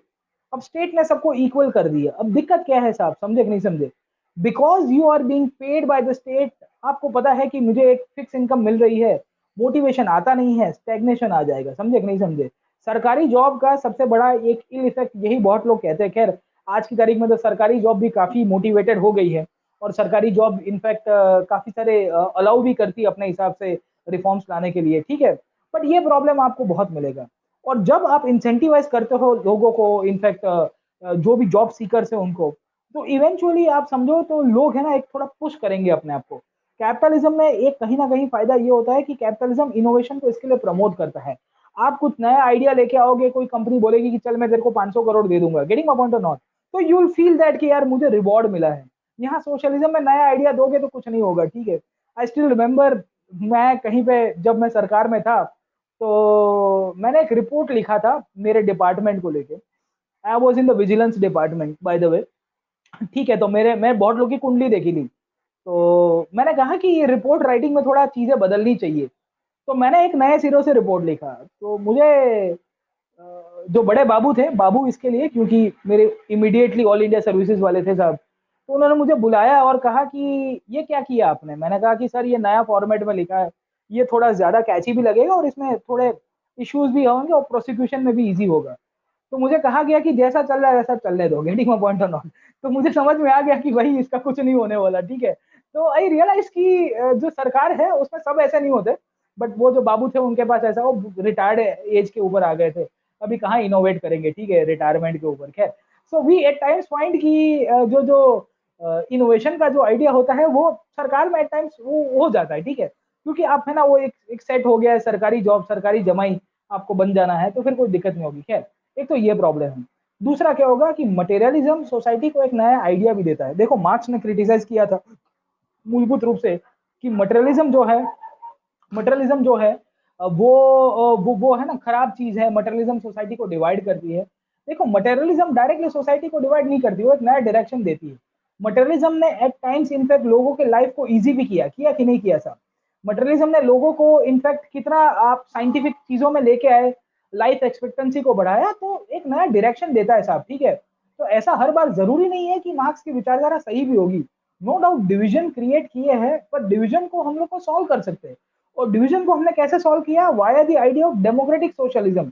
हमने मटेरियलिज्म को दबाने की कोशिश नहीं की, हमने कहा कि तुम रिसर्च करो, तुमको अपना स्टार्टअप इंडिया के तहत तुमको कुछ नया मिल जाएगा, या अटल इनोवेशन लैब के तहत तुमको कुछ दे देंगी सरकार रिवॉर्ड। पर जिनको कुछ नहीं मिल रहा है उनके लिए हम लोग कुछ प्रो पुअर गवर्नमेंट पॉलिसीज लाके उनको भी अपलिफ्ट करने का काम करेंगे, ठीक है। तो एक ये भी पॉइंट आपको यहाँ से मिलता रहेगा, getting my point or not. अब दूसरा प्रॉब्लम क्या है, कम्युनिज्म के अंदर इक्वालिटी आ जाती है, सब बराबर हो जाता है। सब बराबर मतलब रूलिंग क्लास तो कभी ऊपर ही रहेगा, रूलिंग क्लास तो हर जगह वैसा ही रहेगा, पर जो नीचे का तबका है वो सेम हो जाता है, पर फ्रीडम नहीं रहता है। और आदमी को जब सोसाइटी में फ्रीडम खत्म हो जाता है तो सोसाइटल डिक्लाइन की शुरुआत होती है, getting my point or not. अगर आपको कोई बोलने से मना कर देगा, आपको कोई सोचने से मना कर देगा, और आपको बोला जाएगा कि इनफैक्ट अगर आप समझने की कोशिश करोगे कि आपको एक हद से ज्यादा चलना नहीं है, कुछ विचारना नहीं है, तो क्या होगा, ठीक है। तो loss of liberty will lead to stagnation, समझे आप लोग, ठीक है। तो ये सब परिस्थिति में आपका सोसाइटल इश्यूज भी क्रिएट हो सकता है। और क्लासलेस सोसाइटी की जगह कम्युनिज्म ने क्या किया, क्लास अमंग क्लास बना दिया। क्लास अमंग क्लास क्यों बताया? तो मैंने आपको बताया कि डिक्टेटरशिप ऑफ प्रोलिटेरिएट तो पेपर पे रही, डिक्टेटरशिप ऑफ इंडिविजुअल्स आ गई। तो जो आप इनफैक्ट क्रांति करके लेके आए थे साहब, वो क्रांति को कुछ नहीं मिलता है। एट टाइम्स आप देखोगे तो स्टालिन है, माओ है, कास्ट्रो है, शवेज है जो वेनेजुएला के अंदर थे, फिडेल कास्ट्रो क्यूबा में मिलेंगे, माओ चाइना में मिलेंगे, अभी 11 आपको बाजू में चाइना में मिल जाएंगे, ठीक है। वो टोटलिटेरियन स्टेट्स के ऊपर आता है, तो कॉमन मैन को तो कोई पावर मिलता नहीं है साहब, ठीक है। ऊपर से जो था वो भी आपने लेके चले गए, getting a point or not. तो ये सब कंडीशंस में आपकी विचारधारा कितनी हद तक प्रैक्टिकल है वो भी देखना पड़ेगा। एंड एट टाइम्स जब क्रांति होती है तो बहुत ही बड़ा ब्लडशेड होता है, और ये ब्लडशेड में आप इतने बड़े वो है ना कि निहत्थे लोगों की जान चली जाती है, जिनको कोई पूछता भी नहीं है कि तुमको कौन सी प्रकार की सिस्टम चाहिए, समझे आप लोग। तो इससे अच्छा तो भाई ठीक है कि भाई हम डेमोक्रेटिक सोशलिज्म में ही रह पाए, या कैपिटलिज्म के पर्सपेक्टिव में भी आपको कहीं ना कहीं एक रास्ता तो मिल जाएगा, लिबर्टी तो मिलेगी कि आप कुछ सोच भी पाओ। खैर, तो ये कंडीशन में सोशलिज्म कम्युनिज्म की जो आइडियोलॉजिकल डायमेंशन है उसको हम लोग क्रिटिसाइज जरूर से कर सकते हैं, getting my point or not. इसके सिवा आपको एक क्वेश्चन आता है, वो है टाइप्स ऑफ सोशलिज्म।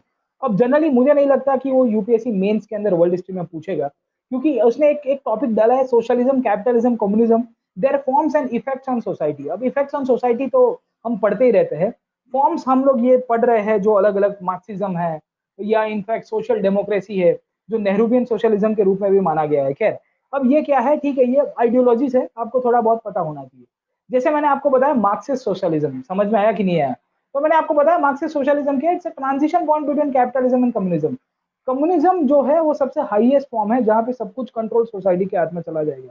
पहले जब क्रांति होगी तब यहाँ से शुरुआत होने की, या इवोल्यूशनरी वे में ही हो सकती है, getting my point or not.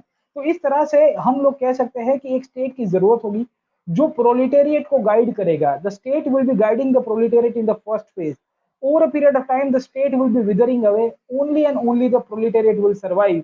This will lead to a classless society, समझे आप लोग, ठीक है। तो ये मार्क्सिस्ट सोशलिज्म है, खाली किताबी बातें हैं, I don't think practically implement हो पाएगा। इससे ज्यादा अच्छा अगर आप देखोगे तो आपको ये मिलेगा कि कैपिटलिस्ट सोसाइटी को अंदर से रिफॉर्म करो, सरकार को बदलो, पॉलिसी रिफॉर्म्स लाओ, गरीबों को टैक्सेस से बाहर निकालो, अमीरों के ऊपर टैक्सेस इंपोज करो, और जिस तरह से अफर्मेटिव एक्शन देते हुए आप अपनी एक नई समाजवाद की पॉलिसी को ला सकते हो।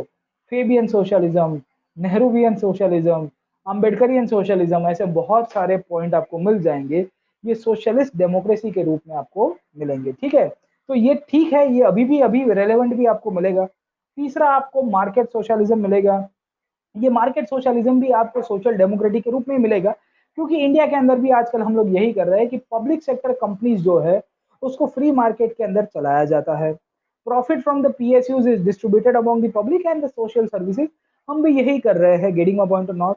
इसके सिवा स्टेट सोशलिज्म भी आता है। ये कमांड सेंटर अप्रोच जो हमने था पहले रखा था, बट ये प्लानिंग कमीशन की पीपूडी 2014 के अंदर 15 अगस्त के लिए बजा दी गई, और बजाते रहो मेरे भाई करते हुए। On 1 January 2015 we came up with National Institution for Transforming India, और वहां से ही ये पॉइंट आपका पूरा का पूरा कंक्लूड होता है। गेटिंग माय पॉइंट, है ना। तो ये स्टेट सोशलिज्म है जो रशिया ने करने की कोशिश की थी, बट रशिया का जो स्टेट सोशलिज्म है वो भी सक्सेसफुल नहीं रहता है, क्योंकि आप जब कमांड सेंटर करते हो तो मैंने आपको बताया था आपके पास जितने भी रिसोर्सेज होंगे वो रिसोर्सेज को आप डाइवर्ट कर दोगे। कहाँ पे डाइवर्ट कर दोगे? You will be diverting the resources for the sole target. और रशिया ने हेवी इंडस्ट्रीज में फोकस किया, तो एमएसएमई के अंदर भूल गए, एफएमसीजी के अंदर भूल गए, कॉमन मैन को खाना नहीं मिला, बड़ी बड़ी मिसाइलें प्रोड्यूस हो रही थी। गेटिंग माय पॉइंट, है ना। तो ये कंडीशन में प्रॉब्लम होती है। इसके लिए हम लोग कहते हैं कि anything of excess will lead to a crisis and the decline as well. Getting my point or not, है ना। वहां से लास्ट पॉइंट के ऊपर चले जाते हैं, नेहरूवियन सोशलिज्म क्या है। Getting my point. तो आपको दिख ही रहा होगा, सयाने को इशारा ही काफी है कि ये समाजवाद क्या है। खैर, अब मेरी कोई भावना नहीं थी कि किसी की फीलिंग्स को हर्ट करूं, पर मैंने जब नेहरूवियन सोशलिज्म गूगल किया तो यही फोटो मिला मुझे। तो मैंने कहा गूगल बाबा बता रहा है तो यही सही होगा, चलिए ठीक है। अब नेहरूवियन सोशलिज्म के रूप में अगर आप देखोगे तो नेहरूवियन सोशलिज्म की खासियत ये है कि ये भी फेबियन सोशलिज्म से ही आया हुआ है। मतलब जो इंग्लैंड के अंदर पॉपुलर था, जो लेबर मूवमेंट वाला था, जो लेबर राइट्स की बात करते हैं, उन सब के ऊपर से ही हमको यहाँ से मिलता रहेगा, ठीक है। अब नेहरू जी का क्या मानना था और वो क्यों सोशलिज्म के रूप में जाते हैं और वो क्यों बात करते हैं सोशलिज्म के बारे। खैर, so when we see the Nehruvian socialism, इनकी अलग ही स्टोरी है साहब, ठीक है। तो अब ये फोटो पता नहीं, मुझे फोटोशॉप नहीं लगा, सिगारी है। वो स्मोक तो किया करते थे। खैर, अब देखिए वो ही वाज स्मोकर। खैर, कभी बाद में बात करेंगे यार। नेहरू जी का ये प्लेटफॉर्म ठीक नहीं है, और मैंने आपको बताया कि मेरे एक फन की बात चलेगी। लोग कहते हैं मन की बात, मैं कहूंगा फन की बात। तो मैं जब फन की बात चालू करूंगा तब ये हिस्ट्री के जो कैरेक्टर्स है उसका एक अलग डायमेंशन देखेंगे हम लोग। तो खाली कहानी होगी, सुनने वाली कहानी, 15-20 मिनट का ऐसे ही वीडियो लेक्चर्स लेके आऊंगा कहीं पे, है ना। तो अभी वो उम्र नहीं आई है मेरी, ठीक है। वो मेरी एज ग्रुप नहीं है। अभी यहाँ के बाल थोड़े सफेद होने दो, यहाँ ऊपर के बाल जाने दो, तब जाके ये सब कुछ होगा, है ना। Podcast, yes exactly podcast. क्योंकि ये वो वैसे टॉपिक होंगे जहाँ पे मुझे कुछ कुछ चीजें बैलेंस करनी होगी, और मैं नहीं चाहता कि बैलेंस करके इनफैक्ट चीजों को बढ़ाऊं। तो इसके लिए थोड़ा टाइम लगा देता हूँ, फिर खुले हम बोलेंगे। अभी ठीक नहीं है अभी, चलिए ठीक है। अब आगे चलते हैं और समझने की कोशिश करते हैं कि नेहरू का सोशलिज्म क्या है। अब देखिए, नेहरू ना मार्क्स के ऊपर मानते थे, ना ही क्रांतिकारी की बात करते थे। नेहरू की एक कहानी आपको मिलेगी, वो है डेमोक्रेटिक सोशलिज्म। क्यों थे? क्योंकि उन्होंने कम्युनिज्म को देखा और उन्होंने कहा कि ये यूएसएसआर गए जब 1926-27 में, इनफैक्ट नेताजी भी उनके साथ थे, नेताजी भी जाते हैं, नेताजी भी देखते हैं बहुत सारी चीजें, सुभाष बाबू की बात कर रहा हूँ मैं। और उन्होंने भी देखा कि यार ये लोग काफी अच्छा काम कर रहे हैं। बट नेहरू को एक चीज पसंद थी और एक चीज पहले से पता थी कि यार हम लोग क्रांति के द्वारा कुछ नहीं कर सकते। अब क्यों नहीं कर सकते उसके पीछे की कहानी है। इसके इनफैक्ट बहुत लोग कहते हैं कि नेहरू खुद पूंजीवादी थे। वो खुद इनफैक्ट वो है ना लैंडलॉर्ड फैमिली से बिलोंग करते थे। इसके लिए एम एन रॉय, ऐसे डांगे जैसे लोग नेहरू को क्रिटिसाइज भी करते हैं कि ये बुर्जुआ क्लास है, द होल कांग्रेस इज बुर्जुआ। अगर आप कभी ऑप्शनल के अंदर पढ़िएगा, कितने लोग हिस्ट्री ऑप्शनल वाले हैं, तो वो है ना इनफैक्ट कांग्रेस की क्रिटिसिज्म। और आप सुमित सरकार को कभी पढ़िएगा या शेखर बंदोपाध्याय को पढ़िएगा तो उसके अंदर ये बुर्जुआ क्लास का आइडियोलॉजी बहुत मिलेगा, ठीक है। खैर, सो व्हाट वी फाइंड कि उनका कहना यह था कि इंडिया के ट्रेडिशंस को रखे, हम लोग प्राइवेट प्रॉपर्टी के कंसेप्ट को अबॉलिश नहीं करेंगे, बट हम लोग इतना ध्यान रखेंगे कि प्राइवेट प्रॉपर्टी एक हद से ज्यादा किसी के पास ना हो, इंक्लूडिंग इनफैक्ट लोगों के हाथ में जो प्रॉफिट है वो एक हद से ज्यादा नहीं होना चाहिए। लिमिटेड पर्सपेक्टिव के रूप में इन्होंने बात की, ठीक है। इनफैक्ट इनका ये भी मानना था कि कम्युनिज्म लाएंगे तो फ्रीडम नहीं होगा, तो फ्रीडम नहीं होगा तो देश की आजादी का कोई मतलब नहीं है। और इसी के कारण नेहरू जी कहते हैं कि मैं कमांड इकोनॉमी के अंदर मानूंगा, मैं सोशलिस्ट नेचर के रूप में मानूंगा, मैं इंडस्ट्रियलाइजेशन करते हुए इनफैक्ट सोशलिज्म लाने की कोशिश करूंगा। कैसे? जैसे इंडस्ट्रीज में पीएसयू सेंट्रिक अप्रोच अपनाया, बैकवर्ड रीजन प्लानिंग करके इनफैक्ट इंडस्ट्रीज को ऐसी जगह पे लगाया गया जहां पे बैकवर्ड प्लानिंग के तहत इनफैक्ट इंडस्ट्रीज का विकास हो, इंक्लूडिंग लेबर रिफॉर्म्स देने की कोशिश की गई, लेबर को मैनेजमेंट के अंदर पार्ट लेने की कोशिश की गई। Getting my point or not? ये सब कंडीशन में नेहरू जी ने कहा कि विकास का विकास भी होगा, लेबर को राइट्स भी मिलेगा, स्टेट ओनरशिप होगी तो प्रॉफिट का ज्यादा कोई मोटिव नहीं रहेगा। Getting my point or not? तो साइंटिफिक डेवलपमेंट भी हो पाएगा। तीन एरिया के ऊपर फोकस हुआ, इकोनॉमिक प्लानिंग, मिक्स्ड इकोनॉमी और 5 year plans. All this should take place via the basis of constitutionalism. जब तक हम लोग संवैधानिक मूल्यों के रूप में चिपक के रहेंगे तभी हमारा भारत का विकास हो पाएगा, उसके सिवा कभी भी विकास नहीं हो पाएगा। समझे आप लोग? ठीक है। तो नेहरू का मानना यह था कि रातों रात किसी की प्रॉपर्टी लेने से कोई मतलब नहीं है। इसके लिए जब राइट टू प्रॉपर्टी का इशू क्रिएट हुआ, लैंड रिफॉर्म्स का इशू क्रिएट हुआ, तो संविधान के तहत 9 शेड्यूल डाला गया। अगर हो सकता था कि नेहरू रातों रात इनफैक्ट वो आर्टिकल को अबॉलिश करा दे और कुछ ना कुछ इनफैक्ट मैं कह सकता हूँ कि अपनी पावर को अब्यूज कर दे। तो कॉन्स्टिट्यूशनलिज्म एक ऐसा आइडिया है जो नेहरूविजन सोशलिज्म के अंदर मानता है। गेटिंग माय पॉइंट है ना? तो ये सब कंडीशंस में नेहरू की अपनी विचारधारा चली। यहाँ से सबसे लास्ट पॉइंट आता है, वो है कि आज की तारीख में सोशलिज्म अपना मूल्य घुमा चुका है, उसका क्या रेलेवेंस है। ये आपके लिए ओपन एंडेड टॉपिक छोड़ के जा रहा हूँ। इसके ऊपर भी चाहे तो हम लोग सोच सकते हैं। आप सोचिए, 4 डायमेंशन है, ideological, political, social and economical. In fact आज की तारीख में भी स्टेट कंट्रोल ओवर इकोनॉमी कितना जरूरी है उससे हमको समझ में अभी भी आया। और मैंने आपको पहले क्लास के अंदर भी बताया था कि कैपिटलिज्म कहीं ना कहीं फेल हो जाता है जब वेलफेयर की बात होती है। और अब जब कोरोना का क्राइसिस क्रिएट हुआ है तो हमने देखने की कोशिश की कि नरेगा आखिर में वही मजदूरों के लिए काम में आया जो मजदूर अब तक कोई इंडस्ट्री में काम कर रहे थे, but because of the lockdown they are going back to the villages and now they are getting work under the NREGA. सोशलिज्म जरूरी है, क्यों? क्योंकि प्राइवेट सेक्टर जब हेल्थ केयर में घुसता है तो क्या हालत हो गई। और हमने देखा कि जब आप कोरोना से नहीं मरोगे तो हो सकता है कोई बड़ी हॉस्पिटल का बिल आपको निकल जाएगा दिन का 1.5 लाख रुपए का, और 10-15 दिन हॉस्पिटल में रहे तो पूरी जिंदगी की आपकी जो कमाई है वो सब चली जाएगी। गेटिंग माय पॉइंट है ना? तो यहाँ पे भी आपको सोशलिज्म का एक डायमेंशन मिलेगा। अगर state control over the resources होगा तो कहीं ना कहीं फायदे कारक है। Getting my point or not? है ना? इनफैक्ट जॉब क्रिएशन से लेके वेलफेयर स्टेट का जो आइडिया है, सब जगह के ऊपर हमको सोशलिज्म का इंपॉर्टेंस मिलेगा। तो कभी कभी यूपीएससी क्वेश्चन पूछता है कि socialism irrelevant in the present times. Getting my point or not? है ना? तो जब जब आपको इररिलेवेंट का टाइप आए तो ये 4 डायमेंशंस के ऊपर लिखेगा। सबका अपना इंपॉर्टेंस है। इनफैक्ट कम्युनिज्म का खुद का इंपॉर्टेंस है, कम्युनिज्म भी खुद का इंपॉर्टेंस है, क्योंकि कम्युनिज्म जो है आइडियोलॉजी के रूप में भले क्रांति की बात करता है पर वो पिछड़ों की बात करता है। आप समझो, ये they talks about the depressed of the depressed, मतलब गरीब में भी अति गरीब होगा उसकी बात करेगा। और वो ऐसे लोगों की बात कर रहा है जिनके राइट्स की जरूरत है।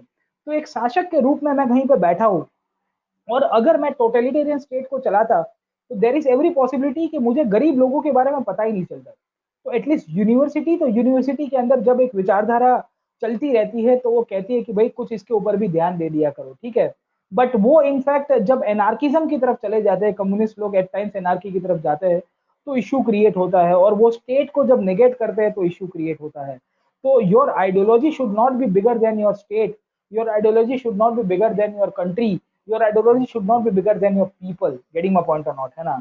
तो आइडियोलॉजी को आप स्वीकारो, उसका कोई गलत नहीं है, पर आइडियोलॉजी का एक डायमेंशन भी होता है, उसका एक ज्योग्राफिकल और टाइम स्पेस डायमेंशन को स्वीकार के चलोगे तो आपको इनफैक्ट पब्लिक भी स्वीकारेगी।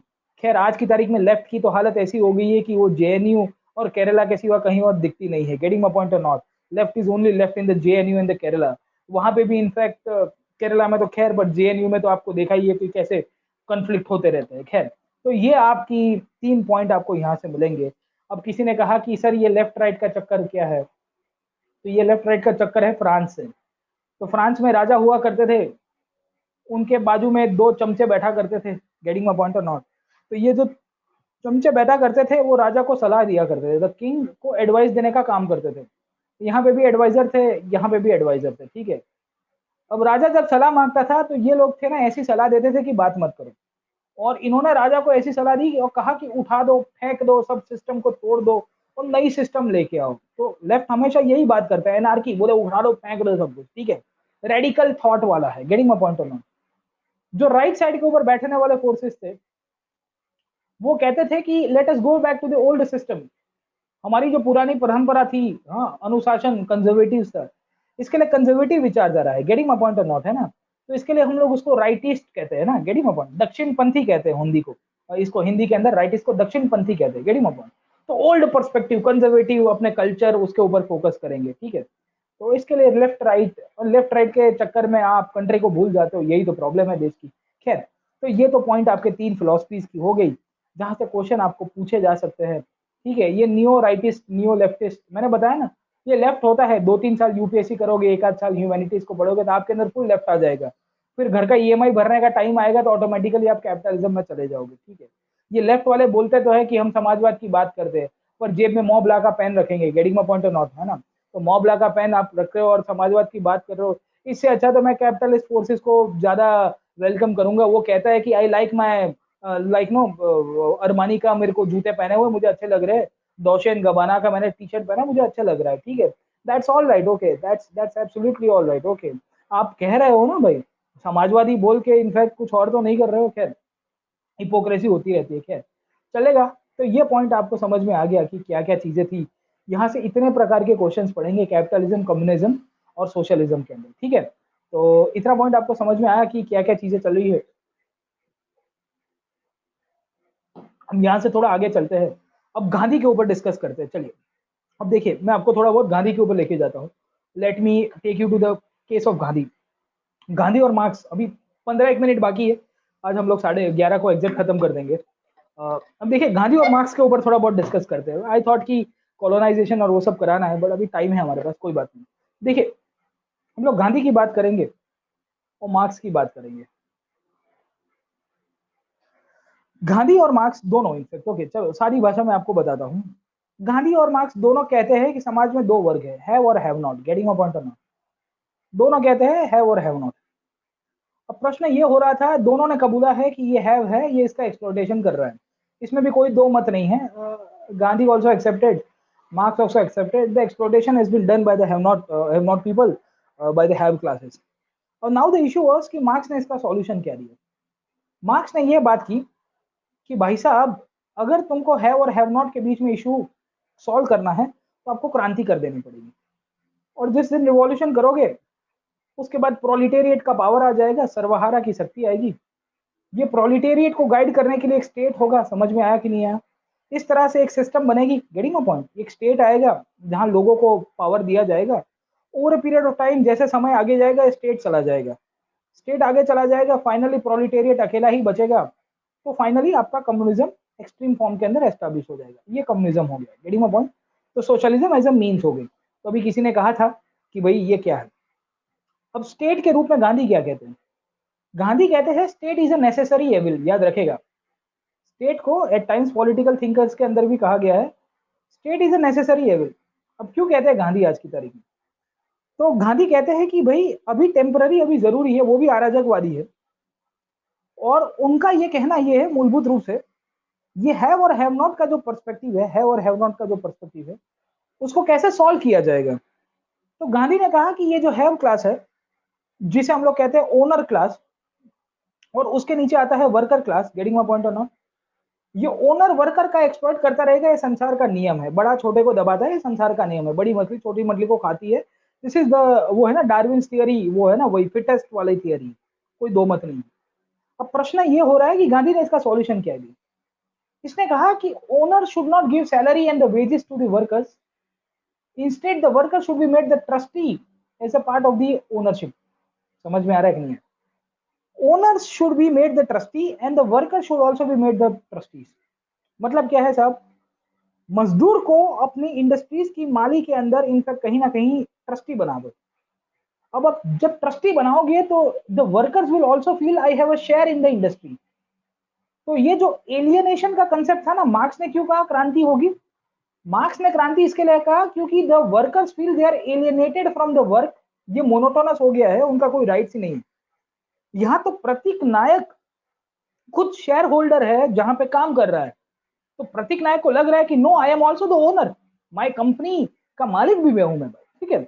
तो जब मैं ओनरशिप कर रहा हूं कंपनी के ऊपर वर्कर के रूप में नहीं, काम तो मजदूरों के जैसे ही करूंगा, चलो कोई एक इंडस्ट्री में काम कर रहा हूं तो कोई भी, बट मुझे ट्रस्टी दी गई है, गेटिंग माय पॉइंट।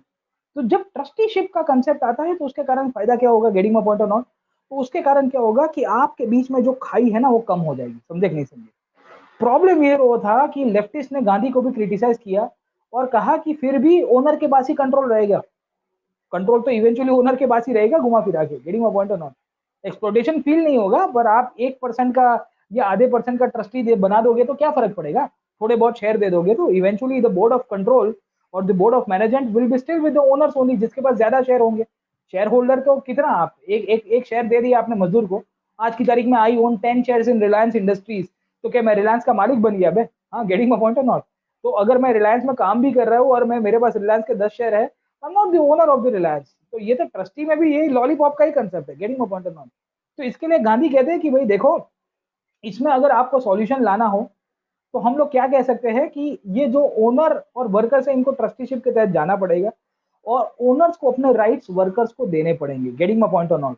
अब ओनर्स रातों रात ऐसे तैयार थोड़ी होंगे, ठीक है। तो गांधी जी ने फिर उनको समझाया और गांधी जी ने अपनी फिलॉसफी दी सर्वोदय की फिलॉसफी, और कहा कि भाई तुम्हारा भी उदय होना बाकी है, क्योंकि तुम मानसिक रूप से बहुत ही मूढ़ीवादी बन गए हो, तुम बहुत ही पैसा के पीछे भाग रहे हो, एंड बिकॉज तुम इनफैक्ट पैसे के पीछे भाग रहे हो, तुम्हारा भी जो ग्रीड है ना बहुत बढ़ गया है, getting my point or not. और घुमा फिरा के लोगों को कहा कि तुम्हारा अगर, तुमको अगर इनफैक्ट ये जो ग्रीड को कम करना है तो तुमको एक ही चीज करनी है जिसका नाम है ब्रेड लेबर। समझ में आया कि नहीं आया, what do mean by bread labour, getting my point or not. उतना ही काम करो जितना तुमको रोटी के लिए जरूरत है, उतना ही काम करो इनफैक्ट जहां पे आपको अपनी रोटी की जो फुलफिलमेंट हो वो पूरी हो जाए, उससे ज्यादा करने की जरूरत नहीं। when all the people, all the society, all the people of the society will be going for the concept of bread labor, सबके सब लोग इनफैक्ट उतना ही काम करेंगे जितना उनको ब्रेड की जरूरत है उतना, उसके बाद कोई क्लास होगा ही नहीं, getting my point or not. तो सोसाइटी इवेंचुअली क्या हो जाएगी, समझे कि नहीं समझे, क्लासलेस हो जाएगी।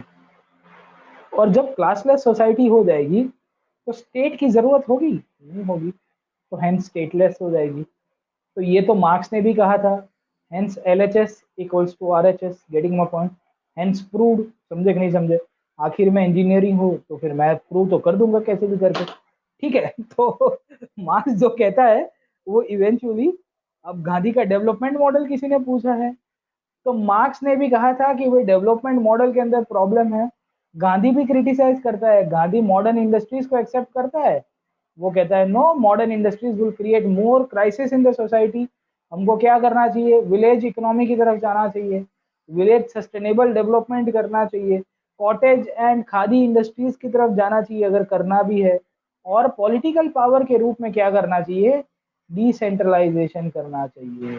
जितना डिसेंट्रलाइजेशन करोगे उतना ही आपका एब्सोल्यूटिज्म रुकेगा, उतना ही टोटलिटेरियन स्टेट रुकेगा, और इसके कारण चेक्स एंड बैलेंसेस आएंगे, डेमोक्रेसी जो है वो आपकी और स्ट्रांग होगी, और करप्शन जो है वो आप रोक पाओगे, है ना।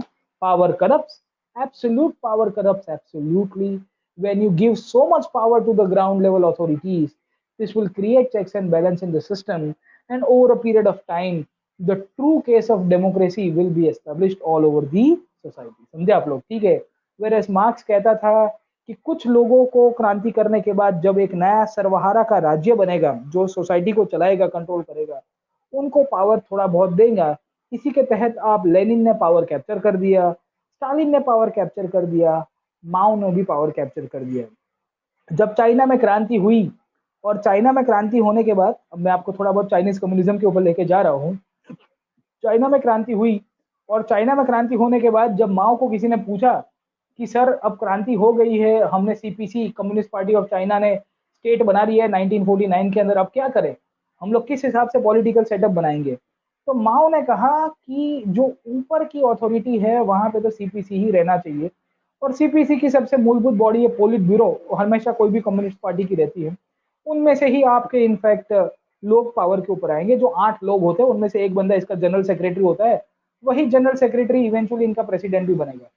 मिडिल के ऊपर भी आपके इनफैक्ट आप ही के लोग आएंगे, वो भी पार्टी के ही लोग आएंगे, पर लोअर लेवल के ऊपर, स्टेट्स के ऊपर नहीं तो सिटी के ऊपर लोकल गवर्नमेंट जो है वहां पे आपको थोड़ी बहुत पावर देनी चाहिए। But the people does not have the intellectual to choose what should be the policy of the whole country. Getting my point or not?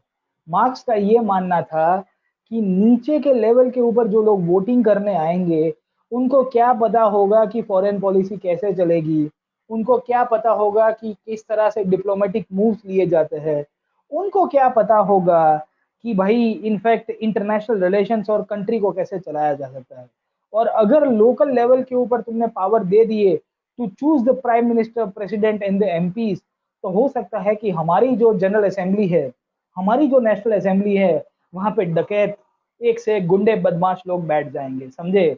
तो एट टाइम्स कभी कभी मार्क्स की विचारधारा या माओ की विचारधारा देख के लगता है कि माओ क्या बोल के गया था और उसकी वो कहाँ पे सही लगती है। ठीक है, खैर। तो ये पॉइंट के ऊपर मार्क्स या माओ जो है, माओ खास करके अगर आप देखोगे जो सीपीआई माओइस्ट है, वो हमेशा सेंट्रलाइजेशन के ऊपर बात करती है। मार्क्स ने तो डिटेल्ड गवर्नमेंट स्ट्रक्चर दिया ही नहीं था। मार्क्स खाली अपने एक आइडियोलॉजिकल डायमेंशन देके चला गया था। उसको इम्प्लीमेंट किया है लेनिन ने, उसको इम्प्लीमेंट किया है माओ ने, उसको इम्प्लीमेंट किया है स्टालिन ने, उसको इम्प्लीमेंट किया है फिडेल कास्ट्रो ने अपने अपने विचारों के द्वारा। मार्क्स ने खाली एक फ्रेमवर्क छोड़ के गया था, उसका ग्राउंड इम्प्लीमेंटेशन सबने अपने हिसाब से किया है। Getting my point or not? है ना? तो ये कंडीशन में आपकी जो तीन डायमेंशन है, सोशलिज्म, कम्युनिज्म और कैपिटलिज्म, इसके ऊपर हमने काफी डिटेल में डिस्कशन की है। अब यहाँ से अब दुनिया को आगे देखेंगे और परसों के क्लास में जब मिलेंगे तब हम लोग डिस्कस करेंगे ऑन दी कॉलोनाइजेशन। दुनिया में कैसे कॉलोनीज बनने की शुरुआत हो गई, दुनिया में कैसे कॉलोनीज का एक्सपांशन होता है और इंपीरियलिज्म की तरफ कैसे दुनिया गई। अब दो तीन पॉइंट के ऊपर डिस्कशन करना था। 2 मिनट रुकिएगा, वेट वेट वेट। ठीक है, वेट। अब दो तीन पॉइंट के ऊपर डिस्कशन करना था। पहला पॉइंट ये है कि मोस्ट प्रोबब्ली हमारे जो जुलाई के लेक्चर्स है ना, 5-6 लेक्चर्स जुलाई में है, नेक्स्ट वीक में है, आई एम प्लानिंग कि उसको अगस्त में रीस्केड्यूल कर दूंगा। बिकॉज थोड़ा बहुत मुझे वर्कलोड आ रहा है रात को भी। और मतलब हम लोग अभी ये वीक तक नहीं नहीं, रशियन रिवॉल्यूशन नहीं होगा। रशियन अभी हम लोग है ना ये वीक तक करेंगे। कल और मतलब परसों और फ्राइडे को। उसके बाद 2 क्लासेस है और अगस्त में जुलाई में हमारे 3-4 क्लासेस है, मतलब टोटल मिला के हमारे 7-8 क्लासेस अभी बाकी है। तो अभी जो आगे के 7-8 क्लासेस होंगे वो हमको शायद शिफ्ट करने पड़ेंगे। ठीक है, तो हम लोग अभी तक करेंगे, फिर जून में हाँ वही होगा हमारा। ठीक है, जुलाई हम लोग वर्ल्ड हिस्ट्री नहीं करेंगे। और हाँ, जुलाई में वर्ल्ड हिस्ट्री नहीं करेंगे। अगस्त के फर्स्ट वीक तक आते आते फिर से कंप्लीट करा दूंगा। ठीक है, अगस्त में फर्स्ट। हाँ, हाँ मुझे पता है फ्लो बिगड़ जाएगा, but there are some class scheduling issues as well, है ना? तो वो फ्लो खत्म, वो आराम से आ जाएगा फ्लो, कोई बात नहीं। ठीक है, फ्लो के लिए एक क्लास ले लूंगा एक्स्ट्रा, कोई बात नहीं, है ना? क्योंकि बीच में बहुत सारा वर्कलोड आ रहा है और कंटिन्यूटी नहीं, उसमें कोई दिक्कत नहीं होगी। मैं 1-1.5 घंटा एक्स्ट्रा ले लूंगा, फिर से रिवाइज करा दूंगा स्पेशल क्लास के अंदर। ये अलग से इनफेक्ट ओके। तो एक ये बीच में एक्चुअली मुझे ना थोड़ा प्रीलिम्स का भी लोड है। और यहाँ टीम ने भी मुझे कहा कि सर थोड़ा इस हिसाब से न्यू स्टूडेंट्स के लिए ठीक है, मेरे वीडियोस देखो, है ना? तो ये कंटिन्यूअसली चल रहा है ना इसके लिए। ठीक है, तो मैं वही प्लान कर रहा हूँ कि ये वीक का कर देंगे हम लोग। और जनरली अगस्त में फिर पूरा कंप्लीट करो, जुलाई में ब्रेक ले लेंगे हम लोग। तो जुलाई में ना कंटिन्यूटी नहीं आएगी बीच में, एक एक दिन में ले लूंगा class. I try to include in the day shift as well, है ना?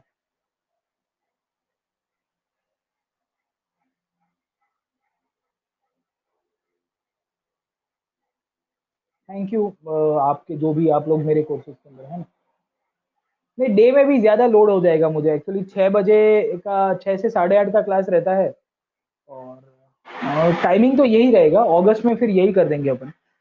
तो हम लोग है ना मोस्ट प्रोबेबली अगस्त में कर देंगे, है ना? तो कोई दिक्कत नहीं है ना आप लोग को?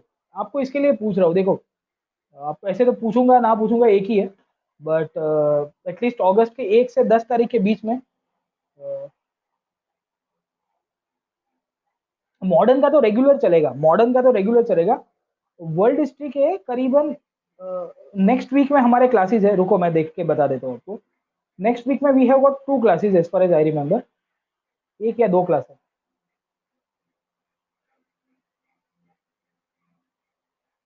है ना।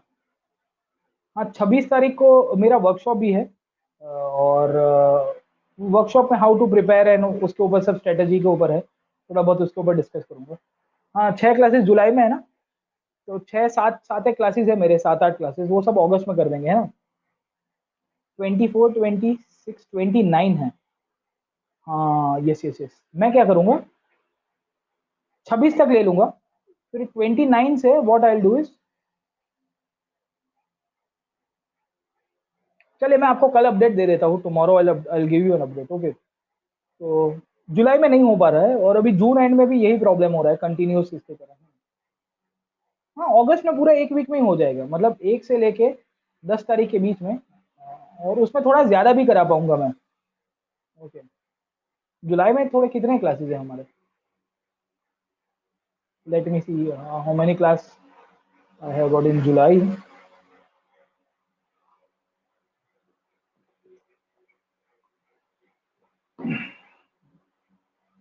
4 क्लास है ना, 4-5 क्लास है।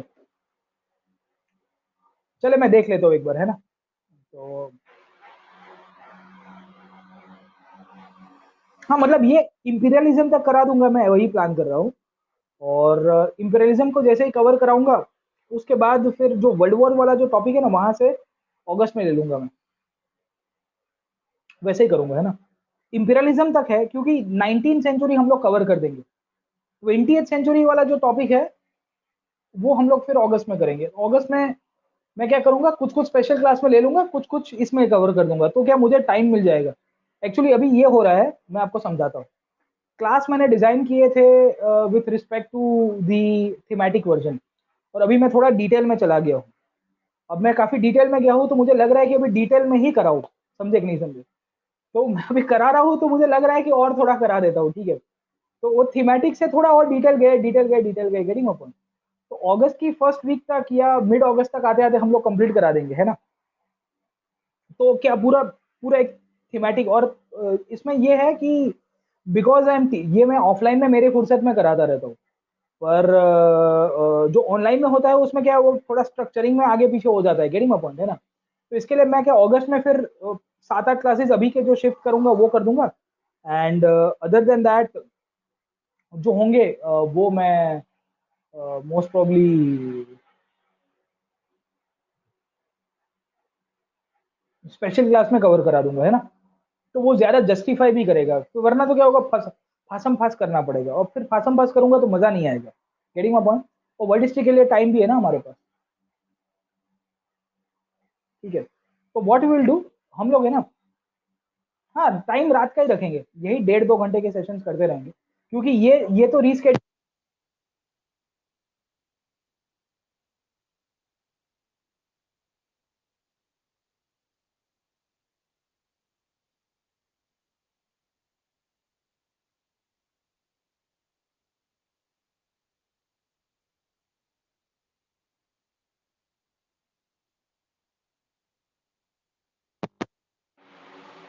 आया आया, हेलो हेलो हेलो, आ गया, चलिए ठीक है। पता नहीं पीछे कुछ दब गया होगा इसमें, बटन बटन पे। Hello, yes. हाँ, तो मैं क्या बता रहा था कि ये वाला जो टॉपिक है ना, ये वाला, इसको कवर कर देंगे हम लोग 1 या 2 क्लासेस के अंदर। उसके बाद ये थोड़ा इको पड़ रहा है क्योंकि माइक बंद किया हुआ है, पीछे सब कुछ चालू है, ठीक है, 2 मिनट। उसके बाद ये वाला जो है ना, this is the 20th century. ये 20th सेंचुरी को हम लोग फिर अलग से कर देंगे, ठीक है। वर्ल्ड वॉर से भी नहीं, वर्ल्ड वॉर से भी पहले, वर्ल्ड वॉर के पहले का जो पॉइंट है ना, यहाँ तक कंप्लीट करेंगे नेक्स्ट क्लास। उसके बाद 5-6 वर्ल्ड हिस्ट्री के क्लासेस होंगे, और फिर 2-3 स्पेशल क्लास में कवर करा दूंगा, ठीक है। कोल्ड वॉर और वो पीछे कहीं ना कहीं, तो क्या जस्टिफाई कर पाऊंगा, वरना तो क्या होगा, भागा दौड़ी हो जाएगी, क्योंकि in the month of July I don't have much of the special classes to be scheduled, क्योंकि मेरा मॉडर्न हिस्ट्री ही करीबन 70 आवर्स के आसपास जा रहा है। Modern Indian history is around 70 hours, जो मुझे जुलाई में कवर करना है, गेटिंग माय पॉइंट है ना। तो फिर अगस्त के अंदर मेरे पास टाइम अच्छा है, और अगस्त में मैं 1 से 10 तारीख के बीच में, 1 to 10 के बीच में आपको वर्ल्ड हिस्ट्री कवर करा दूंगा रीस्केड्यूल करके। गेटिंग माय पॉइंट है ना, कोई ऑब्जेक्शन नहीं है ना आप लोग को, है ना। मॉडर्न हिस्ट्री चालू रहेगा। मॉडर्न हिस्ट्री तो 22 जून से लेके 29 जुलाई तक कंप्लीट करना है मॉडर्न हिस्ट्री। ठीक है, ये वर्ल्ड हिस्ट्री में बीच में थोड़ा स्पीड प्लस माइनस हुआ, टॉपिक को डिटेल में चले गए हम लोग, तो मुझे लग रहा है कि फिर जस्टिफाई करने के लिए I feel that I need to give time, वरना तो मैं टाइम के बिना दूंगा तो बहुत खराब होगा, फिर मुझे सेटिस्फेक्शन नहीं होगा। भगा के कर सकते हैं ये चीज को, मैं भगा के भी कर सकता हूँ, फिर कोई मतलब नहीं है, और हमारे पास टाइम है, टाइम ही टाइम है ना सर। ठीक है। ओके बेटा, आर्ट एंड कल्चर का कोर्स अभी खत्म हुआ मई महीने में, तो most probably art and culture आएगा अक्टूबर नवंबर के आसपास।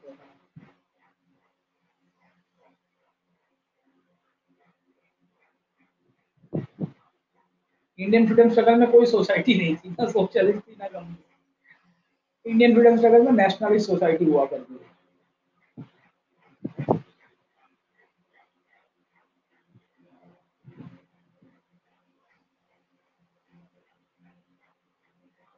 हीगेल, विलियम फ्रेडरिक हीगेल हुआ करता था, मैंने आपको बताया, जर्मन फिलोसफर। तो उसकी जो फिलोसफी थी उससे कांट ये हो गया था, अपना मार्क्स इन्फ्लुएंस हो गया था। ठीक है, आइडियोलॉजी उसके आइडिया के ऊपर।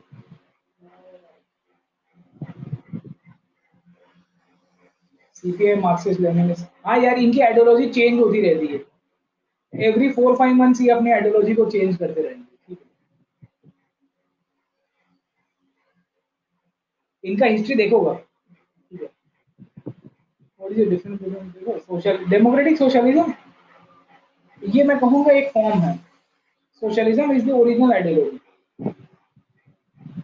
जो कहता है कि कलेक्टिव ओनरशिप होनी चाहिए। और कलेक्टिव ओनरशिप कैसे लाओगे, तो किसी ने कहा कि via democracy. Getting a point.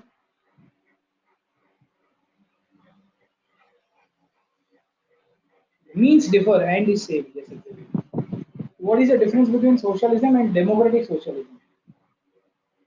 समाजवाद, ये तो पूछा ना आपने।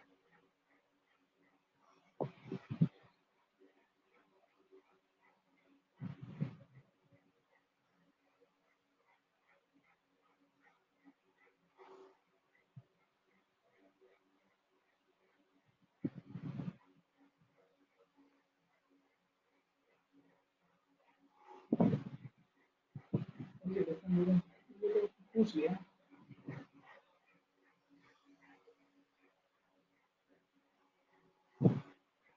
यार ये रुको, रिफ्रेश करना, I have completed modern history course in working. Watch, yes you can watch, अगर आपको डाउट्स हो रहे हैं तो देखो, कुछ कुछ नए टॉपिक्स मिल जाएंगे, न्यू टॉपिक्स, क्योंकि मैं कोर्स जब अपलोड करता हूँ, मैं थोड़े बहुत रिफाइन करता रहता हूँ।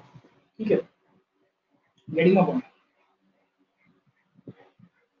Wise India is considered function है ना। ठीक है, अब देखो, जब टू मच डेमोक्रेसी होती है ना साहब, तो ये होता रहता है, too much democracy leads to anarchy only sir. ठीक है, सबको लगता है मैं प्रधानमंत्री बन गया हूँ। ठीक है, हाँ, चाचा मेरे विधायक है, गेटिंग अ पॉइंट।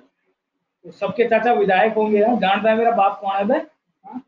तो फिर क्या होगा, अराजकता ही आएगी तब। फंक्शन है, रूल ऑफ लॉ है, स्टेट है, पर सब अपने अपने फाइट कर रहे हैं, सब पावर टसल में है, सब ईगो में है। अभी कोरोना में क्या हुआ, कोरोना में हमारा फंक्शनल एनार्की उभर के आया ना साहब, कि every power centre is fighting. Bureaucracy बोल रही हम कोरोना स्टॉप करेंगे। यहाँ गुजरात में तो आईएएस के कुछ अलग ही गेम चल रहे थे, छोड़ो यार। ये जैसे इंपीरियलिज्म खत्म होगा ना 20th सेंचुरी, वो कवर कर दूंगा। ठीक है, ये इंपीरियलिज्म खत्म होने दो यार, ये इंपीरियलिज्म तक मुझे पढ़ाना है, इंपीरियलिज्म, कॉलोनियलिज्म। ठीक है,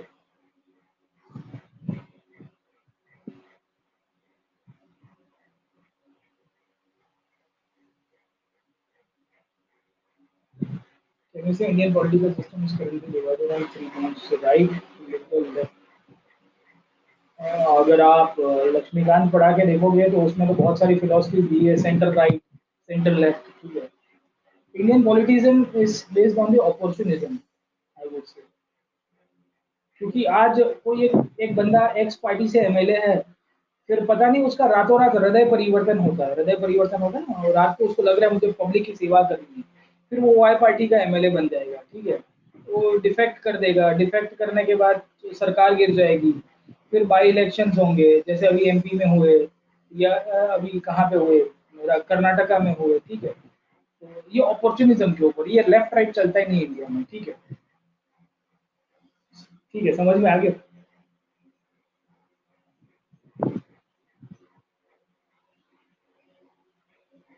how anarchy lie between capitalism.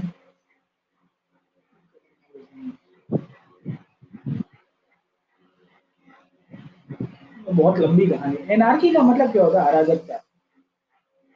अराजकता कहीं से भी आ सकती है sir, getting my point.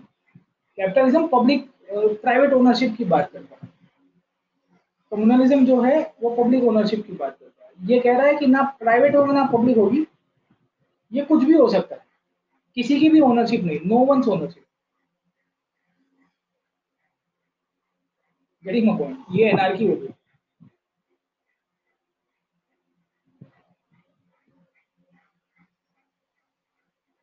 So while explaining capitalism, socialism, do we want to write thinkers name? I don't think thinkers वहाँ पर लिख सकते हो, देखो मार्क्स वार्क्स का नाम लिखोगे, कोट करोगे ना, देखो ये नाम लिखने से क्या होता है, कोट करना पड़ता है। तो जैसे ही आप कोट करोगे फैक्ट के द्वारा, तो ऑटोमेटिकली आपका मार्क्स +1 हो जाएगा। वरना सबको पता है ना सोशलिज्म ऐसी है, पर मैंने आपको सोशलिज्म के सबके थिंकर्स के अलग अलग डायमेंशन दिखाए। अब ये तो मैंने आपको वर्ल्ड लेवल का बताया। अगर आप पॉलिटिकल थिंकर्स में देखोगे, एम एन रॉय का अलग है, नेहरू का अलग है, गांधी का अलग है, अंबेडकर का अलग है, लोहिया का अलग है, जयप्रकाश का अलग है, सबका समाजवाद। लालू का समाजवाद अलग है, मुलायम का अलग है, लेकिन नेहरू का अलग। वो फूरियर को मॉडर्न फेमिनिज्म के रूप में पहचानते हैं।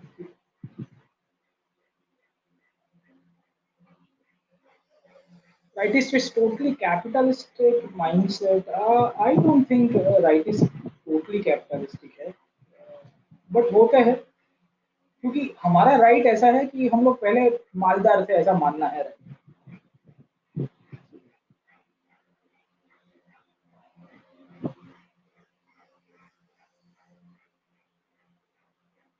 Very high speed sir, 80%। Okay sir, आप नए आए लगते हैं सर, तो ये तो डिस्कशन सेंटर से।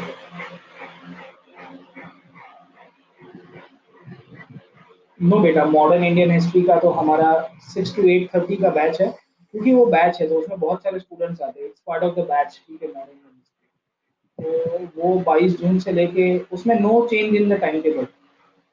ये वर्ल्ड हिस्ट्री के ऊपर मैं कर सकता हूँ क्योंकि आई हैव द लिबर्टी, मैं मेरे हिसाब से करा पाऊंगा। उसमें इसके लिए मैंने 2.5 घंटे के क्लासेस किए, 22 जून से 29 जुलाई तक मुझे कवर करना है पूरा मॉडर्न। इसके लिए 2.5 hours ऑफ क्लासेस है, और आज हमने करीबन 2.5 घंटे ऊपर पढ़ा है, ठीक है। वर्ल्ड हिस्ट्री मुझे क्योंकि वो बैच में नहीं है, because it is not in batch, I can do on my own, मैं मेरी फुर्सत से करा सकता हूँ, आपकी और मेरी फुर्सत, है ना, ठीक है। तो अभी ये इंपीरियलिज्म के टॉपिक को कंक्लूड करेंगे नेक्स्ट क्लास में, कॉलोनाइजेशन को। उसके बाद I take a stop, and बाकी के जो 5-6 क्लासेस अभी के भी रह गए हैं, मतलब अगर नेक्स्ट क्लास में खत्म होता है तो उसके बाद वाला जो है उसमें ले लेंगे, ठीक है।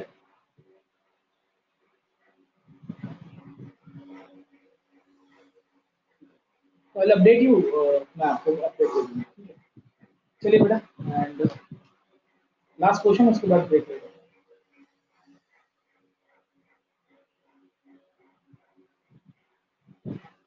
किसने कहा लेफ्ट में इनइक्वालिटी नहीं है? चाइना में जाके देखो कितनी इनइक्वालिटी है, क्यूबा में जाके देखो कितनी इनइक्वालिटी है। हाँ, कहाँ पे और कहाँ पे गई लेफ्ट वाला, डीपीआर के में देखो कितनी इनइक्वालिटी है, कोरिया में। हाँ, आज किम जोंग उन आया था अपना मॉडर्न हिस्ट्री क्लास में, पूछेगा उसको कितनी इनइक्वालिटी।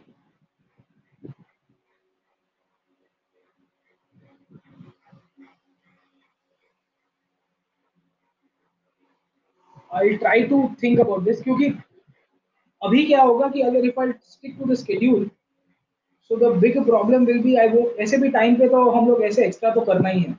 जुलाई में एक्स्ट्रा कर नहीं पाऊंगा, समझ में आ रहा है आपको? ठीक है, मैं आपको समझाता हूँ सिचुएशन क्या है। मुझे ऐसा लग रहा था कि हम लोग जुलाई फर्स्ट वीक में कवर कर देंगे, पर हम लोग धीरे धीरे चल रहे हैं, डिटेल में कर रहे हैं।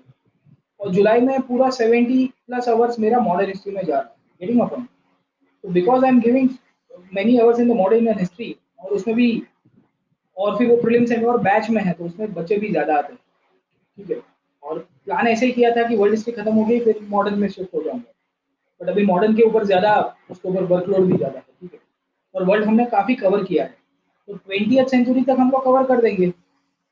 उसके बाद 21st सेंचुरी का जब अगस्त में लूंगा, अगस्त में आई विल हैव अराउंड, मतलब अभी के पकड़ो एक दो दो और छः, आठ एक क्लासेस मिलेंगे, 8 क्लासेस तो शेड्यूल मिलेंगे। उसके बाद 3-4 स्पेशल क्लास ले लूंगा, 5 स्पेशल क्लास, 6 स्पेशल क्लास भी ले सकता हूँ, वेरी मॉडर्न।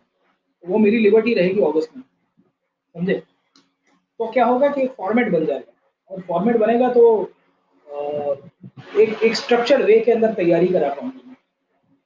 जैसे 5-6 क्लासेस में आपको वर्ल्ड वॉर तक का तो शेड्यूल में लूंगा, फिर वर्ल्ड वॉर के बाद वाला जो वर्ल्ड है उसको स्पेशल क्लास में समझाऊंगा, तो उसमें और भी बच्चों को भी ज्वाइन कर पाएंगे, लाइव लर्नर्स होंगे, उनको भी थोड़ा बहुत एक वर्ल्ड हिस्ट्री का चस्का लगेगा, है ना। आधुनिक विश्व का इतिहास 1945 से लेके 2020 तक का, वो स्पेशल क्लास में करा सकता है।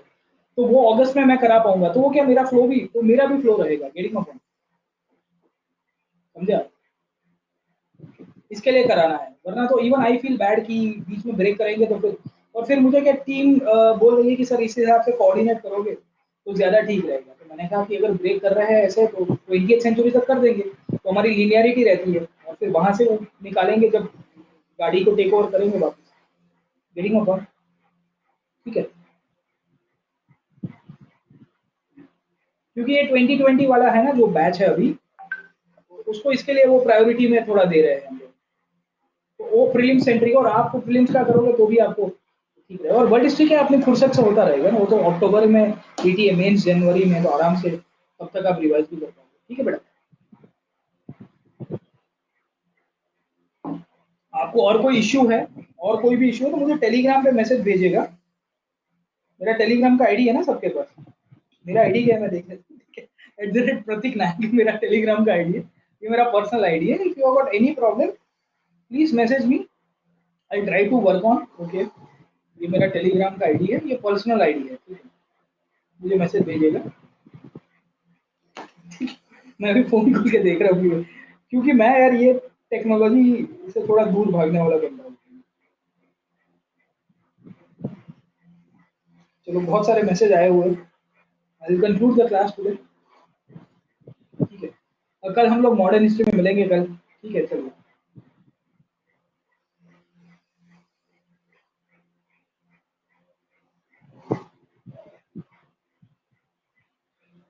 देख के बता दो यार, अभी चाइना के ऊपर आया नहीं हो कहीं ना।